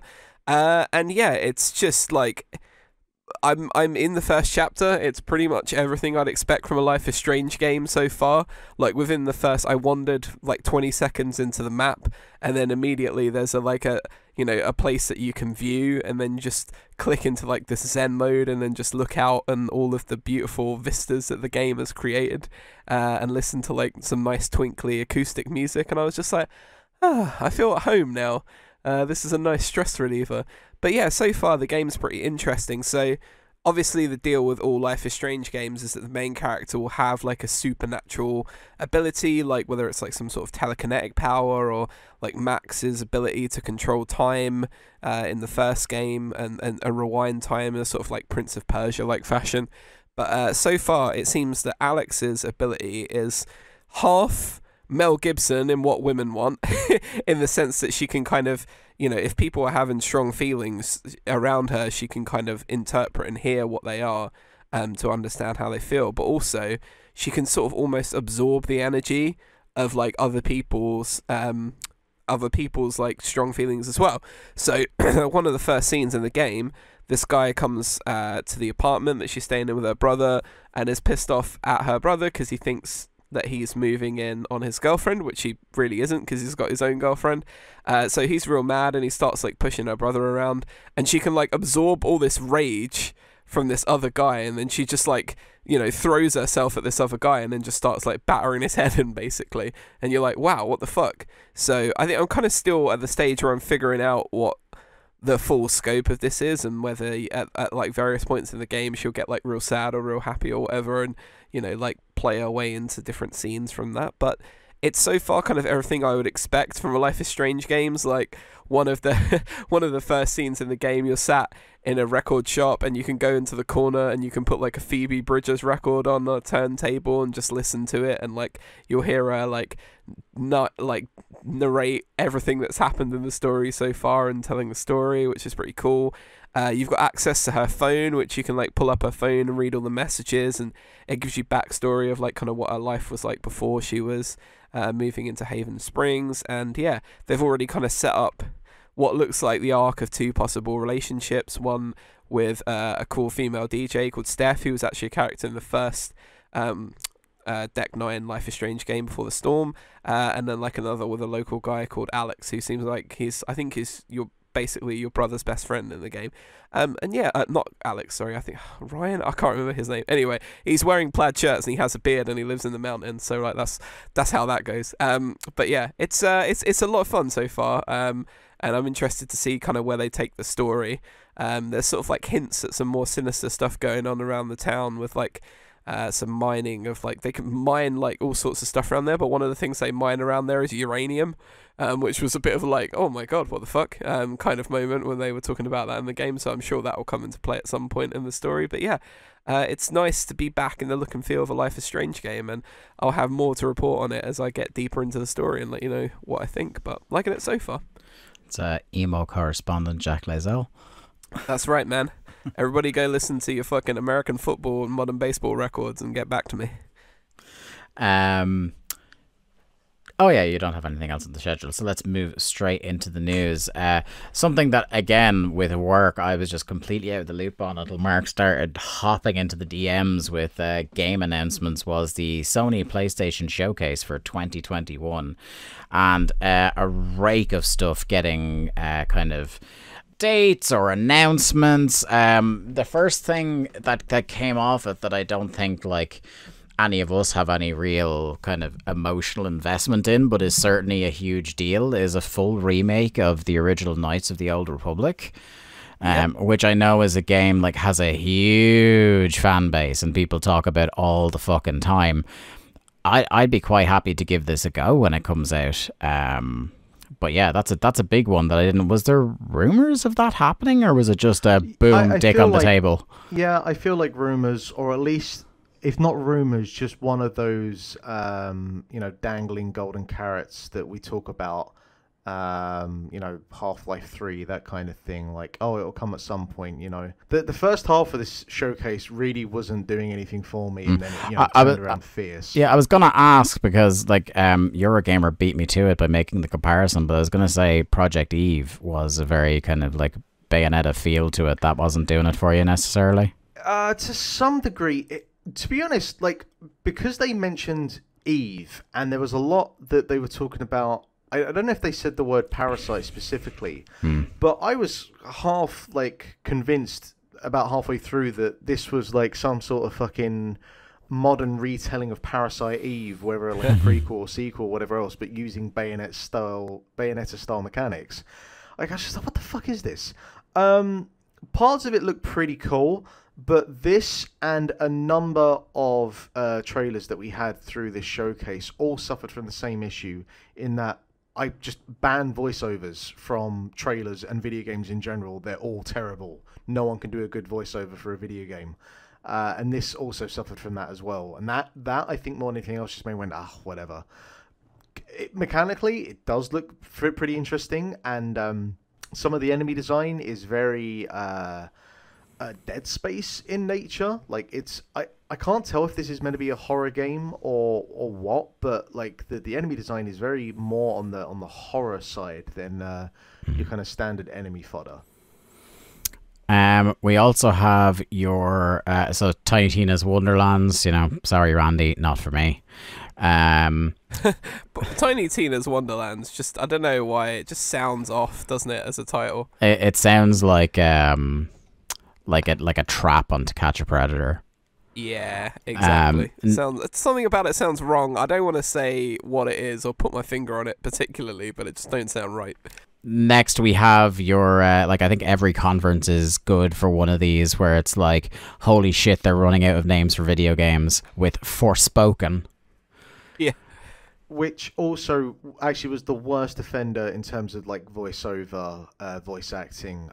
The juxtaposition between the character and what they were talking about and what was going on made me never ever want to play this game. And it had very much the worst of Marvel snark in it. That happened sort of. Yes, Yeah. absolutely that 100%. Yeah. And also just like it looked pretty spectacular visually, but it also, I don't know, it looked like a kind of pretty standard mechanically like adventure action game. Yeah. I'll wait to see more of it, but it wasn't doing anything for me. Yeah, it's not in and of itself. It's not an uninteresting idea to have somebody like plucked out of actual world into fantasy world. You could do something interesting with that, but this doesn't appear to do so. Although I am happy to be proven wrong. Rainbow Six Extraction. I played That's Rainbow still a Six. thing. I played Rainbow Six Siege for a while. That's a really good game, really well made, and it ended up developing a huge fan base that I am not among. I kind of like don't play these games for long when I do. But look, I hope the Rainbow Six people get what they want. Something we had seen, in the last couple of weeks being spoiled by, online stores. The Alan Wake remaster is coming to PlayStation, and it's coming quite soon, isn't it? Then we have next gen heard of this game? GTA 5? Yeah, I've heard of it. Next gen port of it, and holy fuck! I'm kind of happy that a lot more people seem to be on our wavelength now, Mark, where I was seeing opinion pieces and tweets all day long today like, please, enough with the GTA 5. We're done with it now. Thank you very much. It was great. It was 9 years ago nearly. Or it was 8 years ago this year. That fucking thing is still making bank. Oh, yeah. No, it is. It's the new can't fault them for Skyrim. it. It's the new Skyrim, in as much as like they'll be bringing that shit out on toasters when they can figure out how.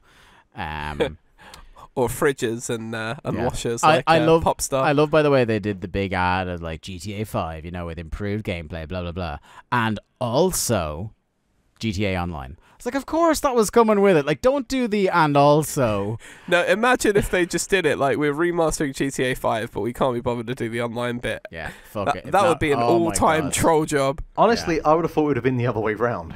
Yeah. Yeah, I mean that would make more sense.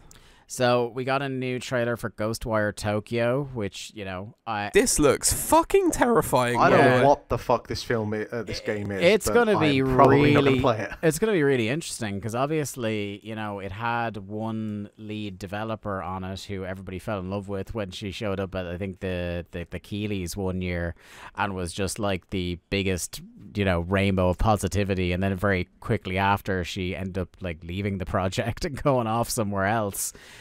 So, you know, a new creative lead took this over halfway through the project, and it's coming out next year. So I'm interested to see how it comes. If something like this, you know, hits and they stick the landing on it, this is my kind of shit. But I will not be pre-ordering it. We'll put it that way.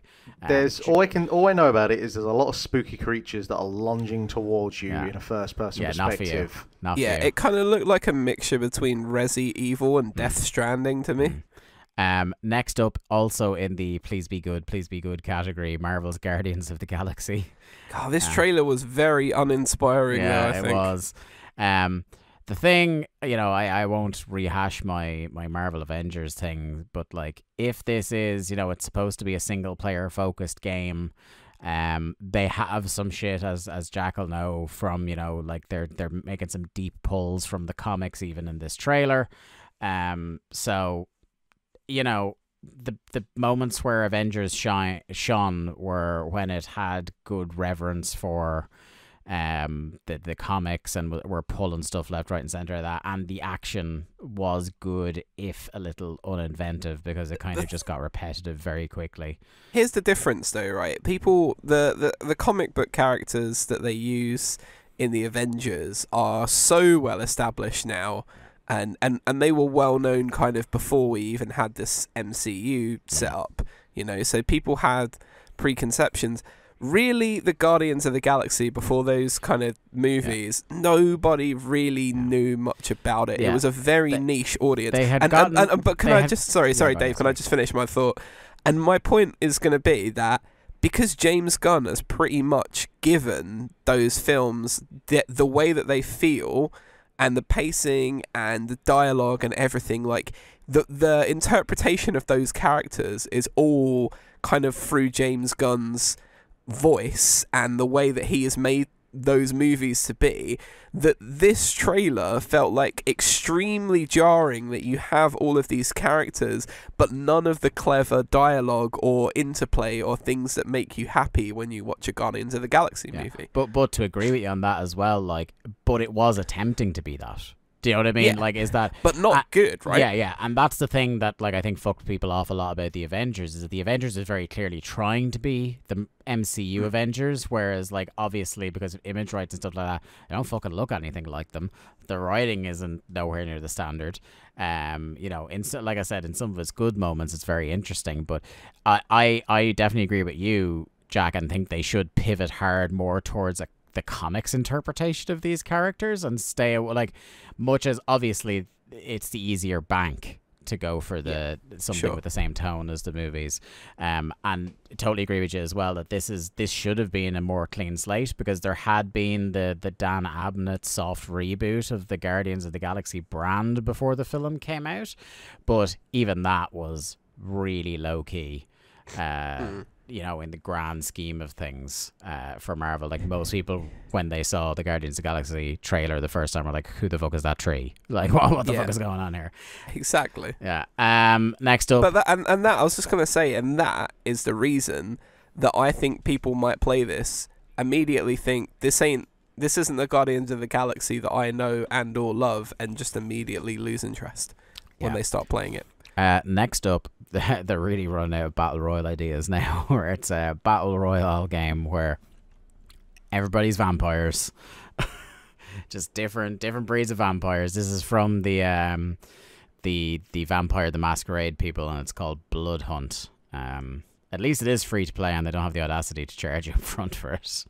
God bless them, but this is dead on arrival, as far as I can see. Yeah. You never know though what's going to bang on a battle royale game. Yeah, I mean, remember Fortnite was dead on arrival before they fucking shoehorned a battle royale into it. So like, you never know how these things, like you said, Jack, how they're going to come out, or how the developer is going to pivot in a panic towards what's popular when it comes out.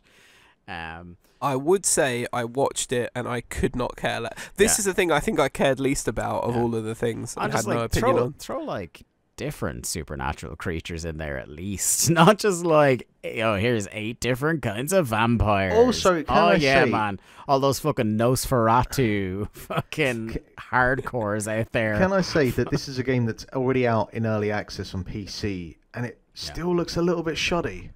Yeah, it didn't look great. We got a final trailer for Deathloop, which is out next week, and has received very positive preview coverage from people who can obviously only say limited things about it.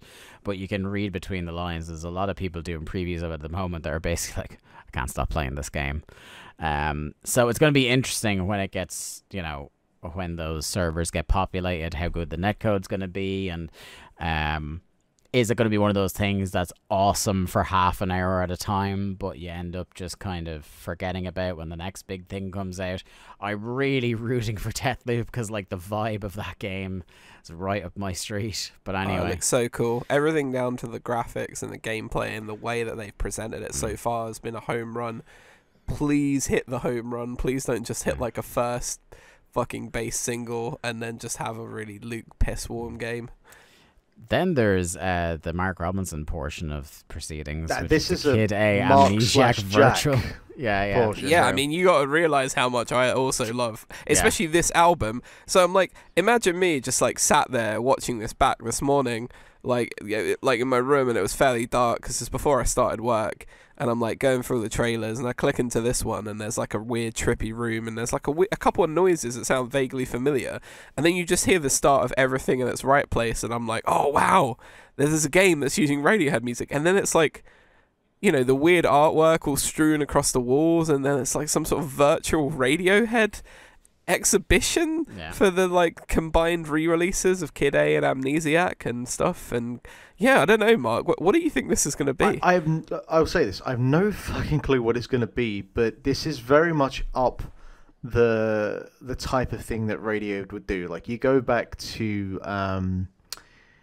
In Rainbows, with that being, I think it was the first album to not have, it was pay whatever you want for this digital download sort of thing.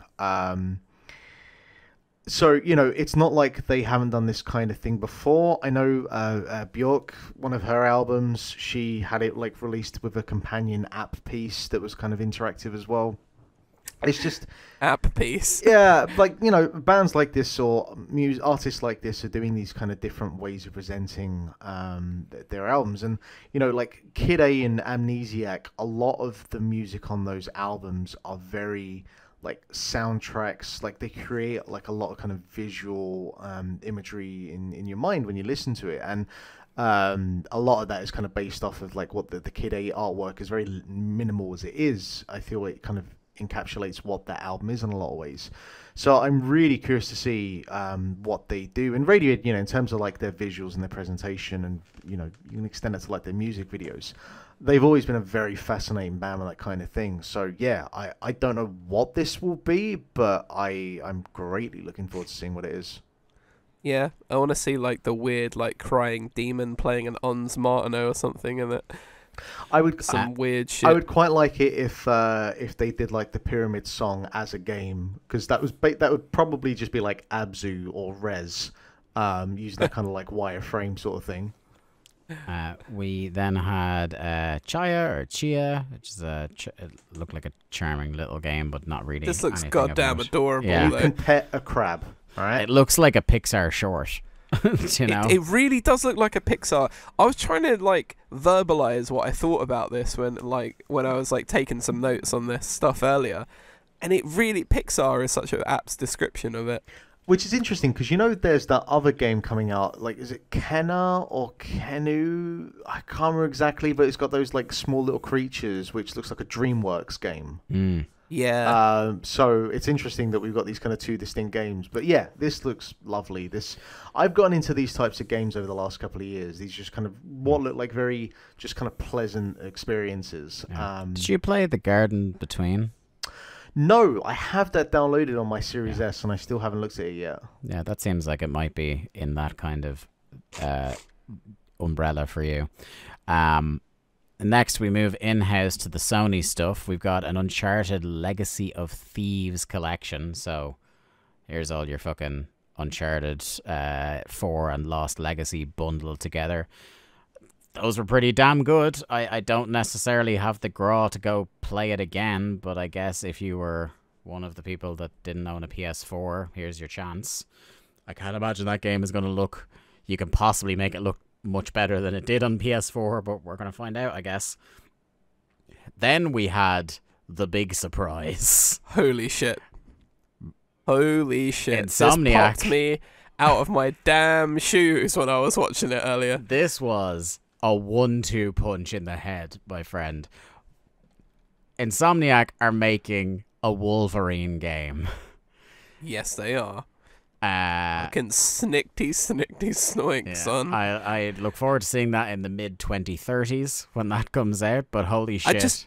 God damn, that trailer was so cool. Yeah, just Logan sitting at a bar, pops the claws, that's all you need. Yep. Snicked. Did you predict it was going to happen? I thought this was like some sort of like, I thought maybe it was like fucking Flint Marko or something, they put the Sandman and Spider-Man or something. Yeah. And then just the claws come out, and I was like... My Insomniac prediction is exactly the game that was teased one game later. Yeah, exactly. For I want to say maybe like a third of a second, I was thinking, wait, are they doing a Wolverine Origins remaster? Yeah. Oh, yeah. Get Ryan Reynolds back. Then there was Gran Turismo 7. Again, it's your good... That's Triple a good H's hair game. test. Hang on a second. Jesus Christ. This game looks freaking beautiful. Yeah. I've not seen anything else look like this. It's kind of like... It's also made me Jones for, is it Forza is out in about a month? Yeah. The new one, the first one for this generation of Xbox. And is it coming straight to Series S? It is coming straight on Game Pass, my friend. Day Sweet. one, straight into my veins. I mean, like, we're at that point now with graphics where sometimes it can be hard to tell like what is a video game and what is real life. But I was genuinely looking at this at points bringing like, things full circle with the Matrix chat. Yeah, I know, right? But I was genuinely looking at this at points just like, Jesus fucking Christ, it is difficult to Uncanny tell Valley. things. It is proper Uncanny Valley, which Yeah. is also incidentally one of the levels you can drive through.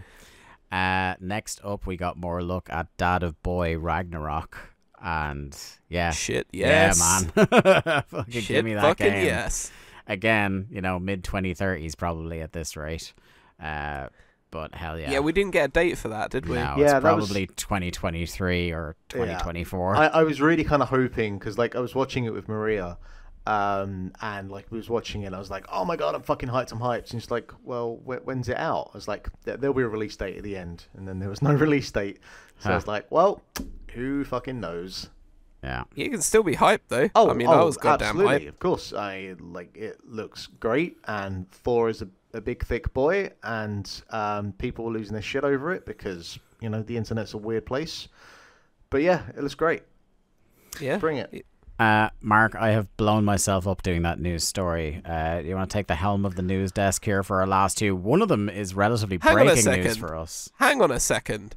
You did not cover the game, the most exciting game of them all, which was the fucking Spider-Man 2 trailer. Oh, mate. of course, yeah. Sorry, yeah. Spider-Man. Gee, are you just trying to ruin my life? Spider-Man 2, in several now. senses, in as much as it's the second Spider-Man game, and there are two Spider-Men, and not only that, but there is Venom. Yes, and that was very cool. Yeah. The alleyway thing. And as we know from events of Spider-Man 1, we'll probably get Goblin as well. Yeah. So that's going to be a fucking good time.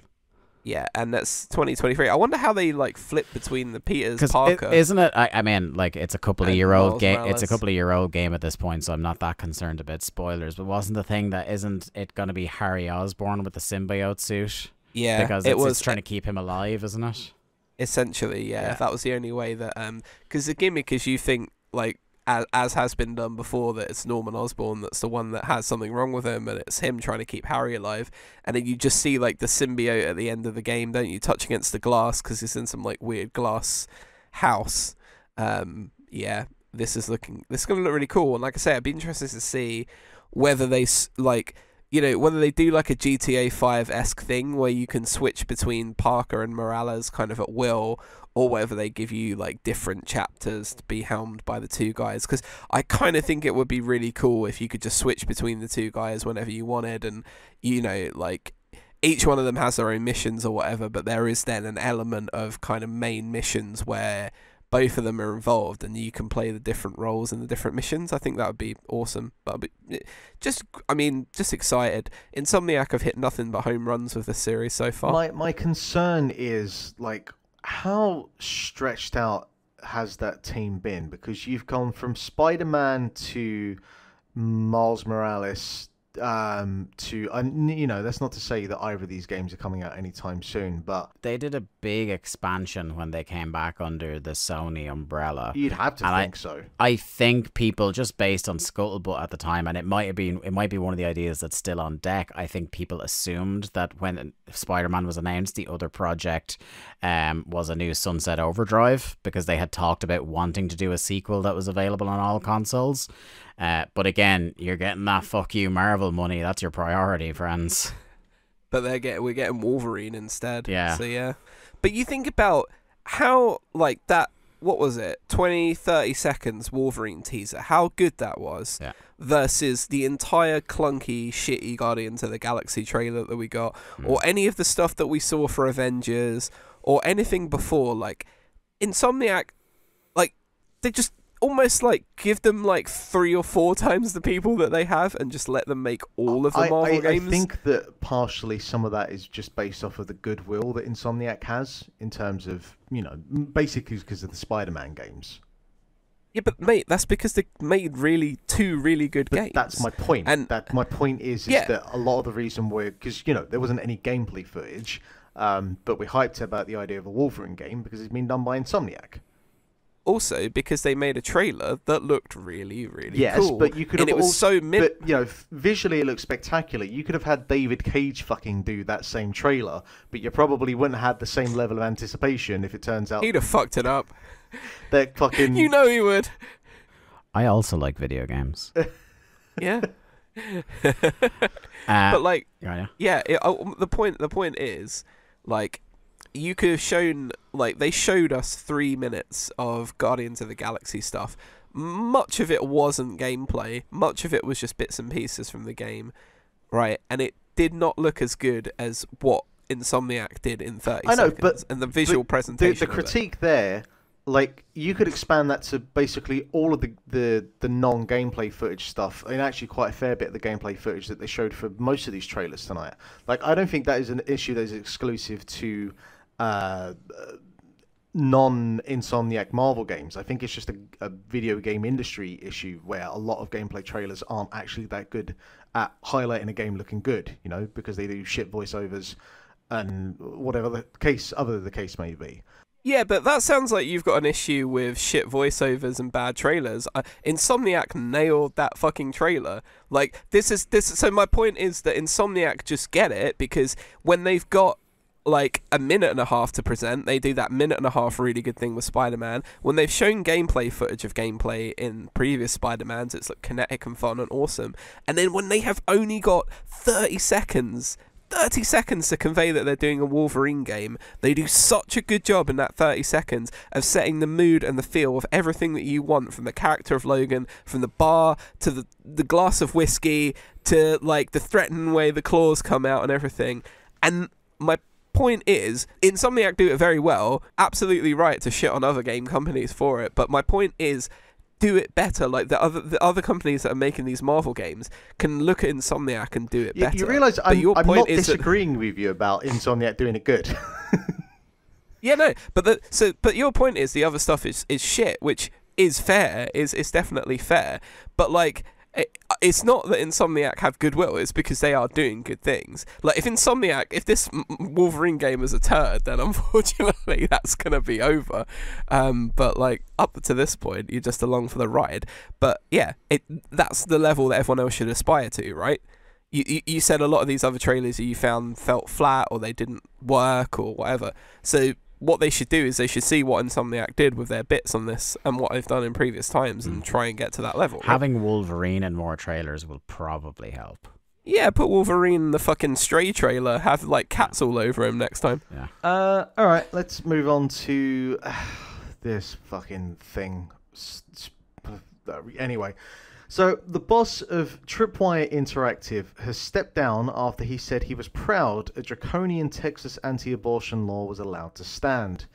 Last week, John Gibson, president of the Chivalry 2, Killing Floor and Man-Eater publisher, tweeted to say he felt it was important to go on the record as a pro-life game developer.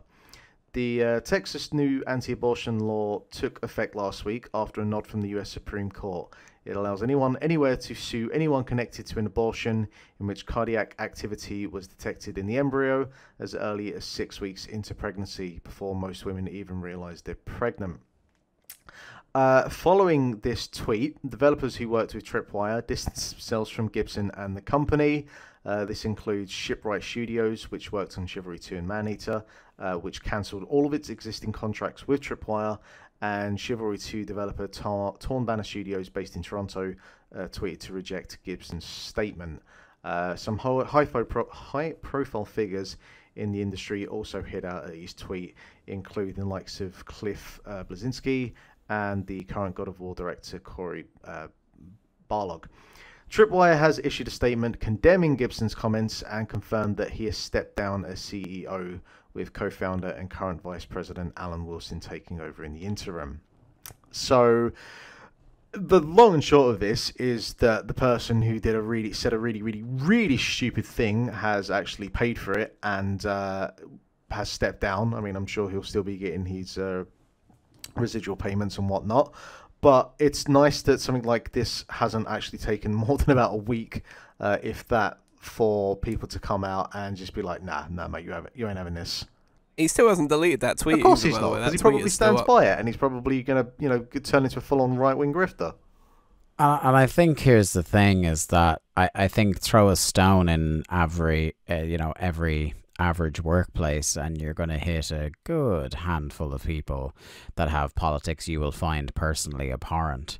But what it is for me is somebody with a position of power and influence over other employees, somebody who is public facing in many ways, going in so hard on something like this online. Like, it would be one thing if he was somebody who was pro-life, but again, going in on this really controversial Texas law and doing so in a public way, and doing so in a way that I imagine put a lot of workers under his charge at some level of discomfort and embarrassment. Like, I think about, as an underling in an organization, like if you just at your job started tweeting out things that brought the company into disrepute, do you even think it would take half as long for them to fire you? Do you know what I mean? No, but was he gone within a day? Yeah. So, like, fair definitely play. Within, the week span, maybe not as long as 24 hours. It is the fortunate, unfortunate, depends on how you want to look at it, byproduct of how, I say capitalism, but just how that system works, where, if someone in that sort of position says that kind of thing, you can vote with your wallet about if you want to support their products from then on out.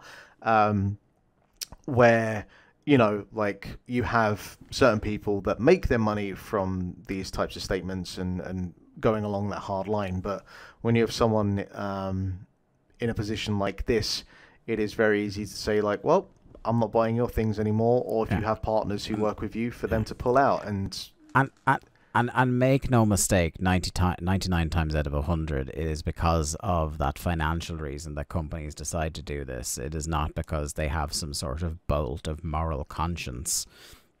You know, if he tweeted that and all of a sudden sales skyrocketed, like, do you think they'd still be on their moral high horse? I know.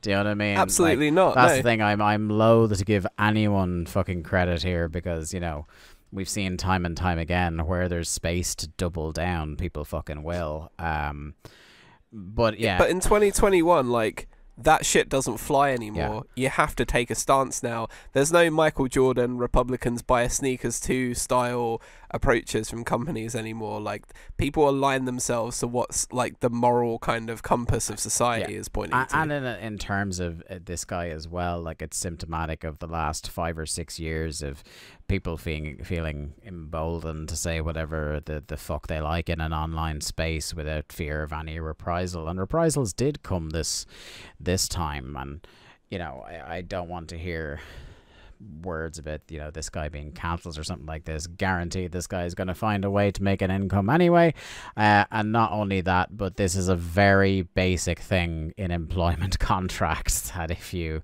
like I said, bring the company into disrepute, they are well within their rights to sack you. I was very quick. I'm really like, I was on the fence about whether we'd even talk about it because I'm like, I don't want to give this fucking dude oxygen, to be honest. Well, I felt it was worth talking here because I was thinking about, like, would this be a Randy Pitchford / Konami Corner contender? But then I felt like, well, you know, action was taken very swiftly, and so it probably doesn't actually warrant being spoken about at the end of the year because of this. Yeah. Probably not, and I totally get your point there, and yeah, because it does, like, now that the full ramifications have, you know, it'd be one thing if they waited ages or whatever like that, but essentially it wrapped up so quickly that we're looking at it now a week later, and the story is man who did fireable thing gets fired, world moves on, you know. I guess it'll just be, I say interesting might not be the right word, but what he does next, and if he, you know, as you said, like, is emboldened with this opinion to begin with, and if he decides to, like, double down and you know, make a right scene out of it. But I guess we'll see. Well, you know, I think there has been, like, the I can't remember which one of the two he is. It mentioned it, but like the right wing griftosphere is contracting slowly the last, you know, year, 18 months, like, since certain people got shoved out. There are certain. I was gonna say, it's almost as if there was some sort of beacon of hate that was keeping them strong somewhere. Do you know what I mean? And like, it's been cast into the fires of the. There are definitely, like, you know, pockets that are still. You know, numerous and but they all are either getting COVID or eating horse paste and but I also think that you know, it's no longer a growth industry in as much as you can't, like, getting in on the ground floor now and trying to make your big bucks and get out isn't as easy as it once was, because again, there isn't as much of an appetite now. It feels a little deflated over the last while, thank fuck. You know. But anyway, breaking legal news. Just before we went to air, Mark. Yeah, after months of waiting, and I didn't even realize this was happening today. It just kind of came out of nowhere. Yeah, and we thought we were going to be seeing headlines on this for months and months to come. I imagine we probably still will. I don't think we're anywhere near the end of this. But yeah, today brought a major development in the Epic versus Apple court case, sparked by Fortnite's removal from the iOS App Store. In a ruling which may be seen as a win for both sides, California's Judge Gonzalez Rogers decided that Apple was free to control the payment system of its own platform, as Epic had failed to prove the iPhone maker held a monopoly as defined by antitrust laws. However, the judge also decided that Apple could not block developers linking out to alternative payment methods from within apps, as that would constitute anti-competitive conduct under state law. Apple is permanently restrained and enjoined from prohibiting developers from including in their apps and their metadata buttons external links or other calls to action that directs customers to purchasing mechanisms, in addition to in-app purchasing and communicating with customers through points of contact obtained voluntarily from customers through account registration within the app. So probably Fortnite still isn't going to be back up on the iOS store anytime soon, but this does, create a situation now where the developers who were paying a significant cut to Apple can bypass that. What that looks like, obviously, this isn't going to be changed overnight. This will be a thing that's going to probably roll out over time.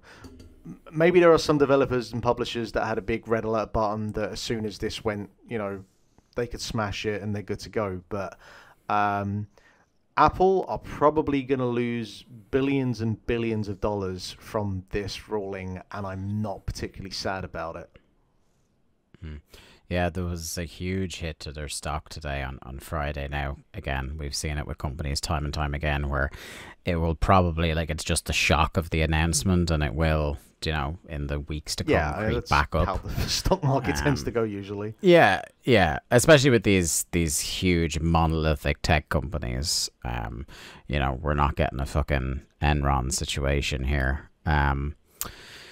But yeah, significant in as much as, for once, we have a decision that takes into account the unfairness of someone trying to monopolize something to the disadvantage of the consumer. So, even though it's, you're looking at this legal dispute between Apple and Epic and trying to figure out, is there some way both of them can lose? It's still, a very minor silver They're both here. they both won and they both lost in this, which you rarely see. I expect Epic will probably appeal this judgment, even though the big thing out of this was in terms of, hey, let us and, by proxy, other developers / publishers, have ways to bypass Apple's, some could say, insidious revenue cuts that they take. So that, they've won in regards to that, but obviously if they lose the lawsuit, well, let's be honest, they can probably make whatever the costs, the loss of money from payment in this suit, they'll probably make that up in about, 3 hours through Fortnite. They probably made that money back I up started that since you sentence, started that sentence. But yeah, that's where we are with that. Jack, any thoughts on this? Yeah, I mean, if anything, you just kind of want the public pissing contest between the two of them to be over, and it is, which is a good thing. I think a lot of what Epic were accusing Apple of, or trying to get Apple to renege on, was pretty absurd. But I think the justice of, other app developers as a result being able to link to their own external web stores or ways of getting currency, this, that, and the other, it's only going to be a good thing for probably smaller developers.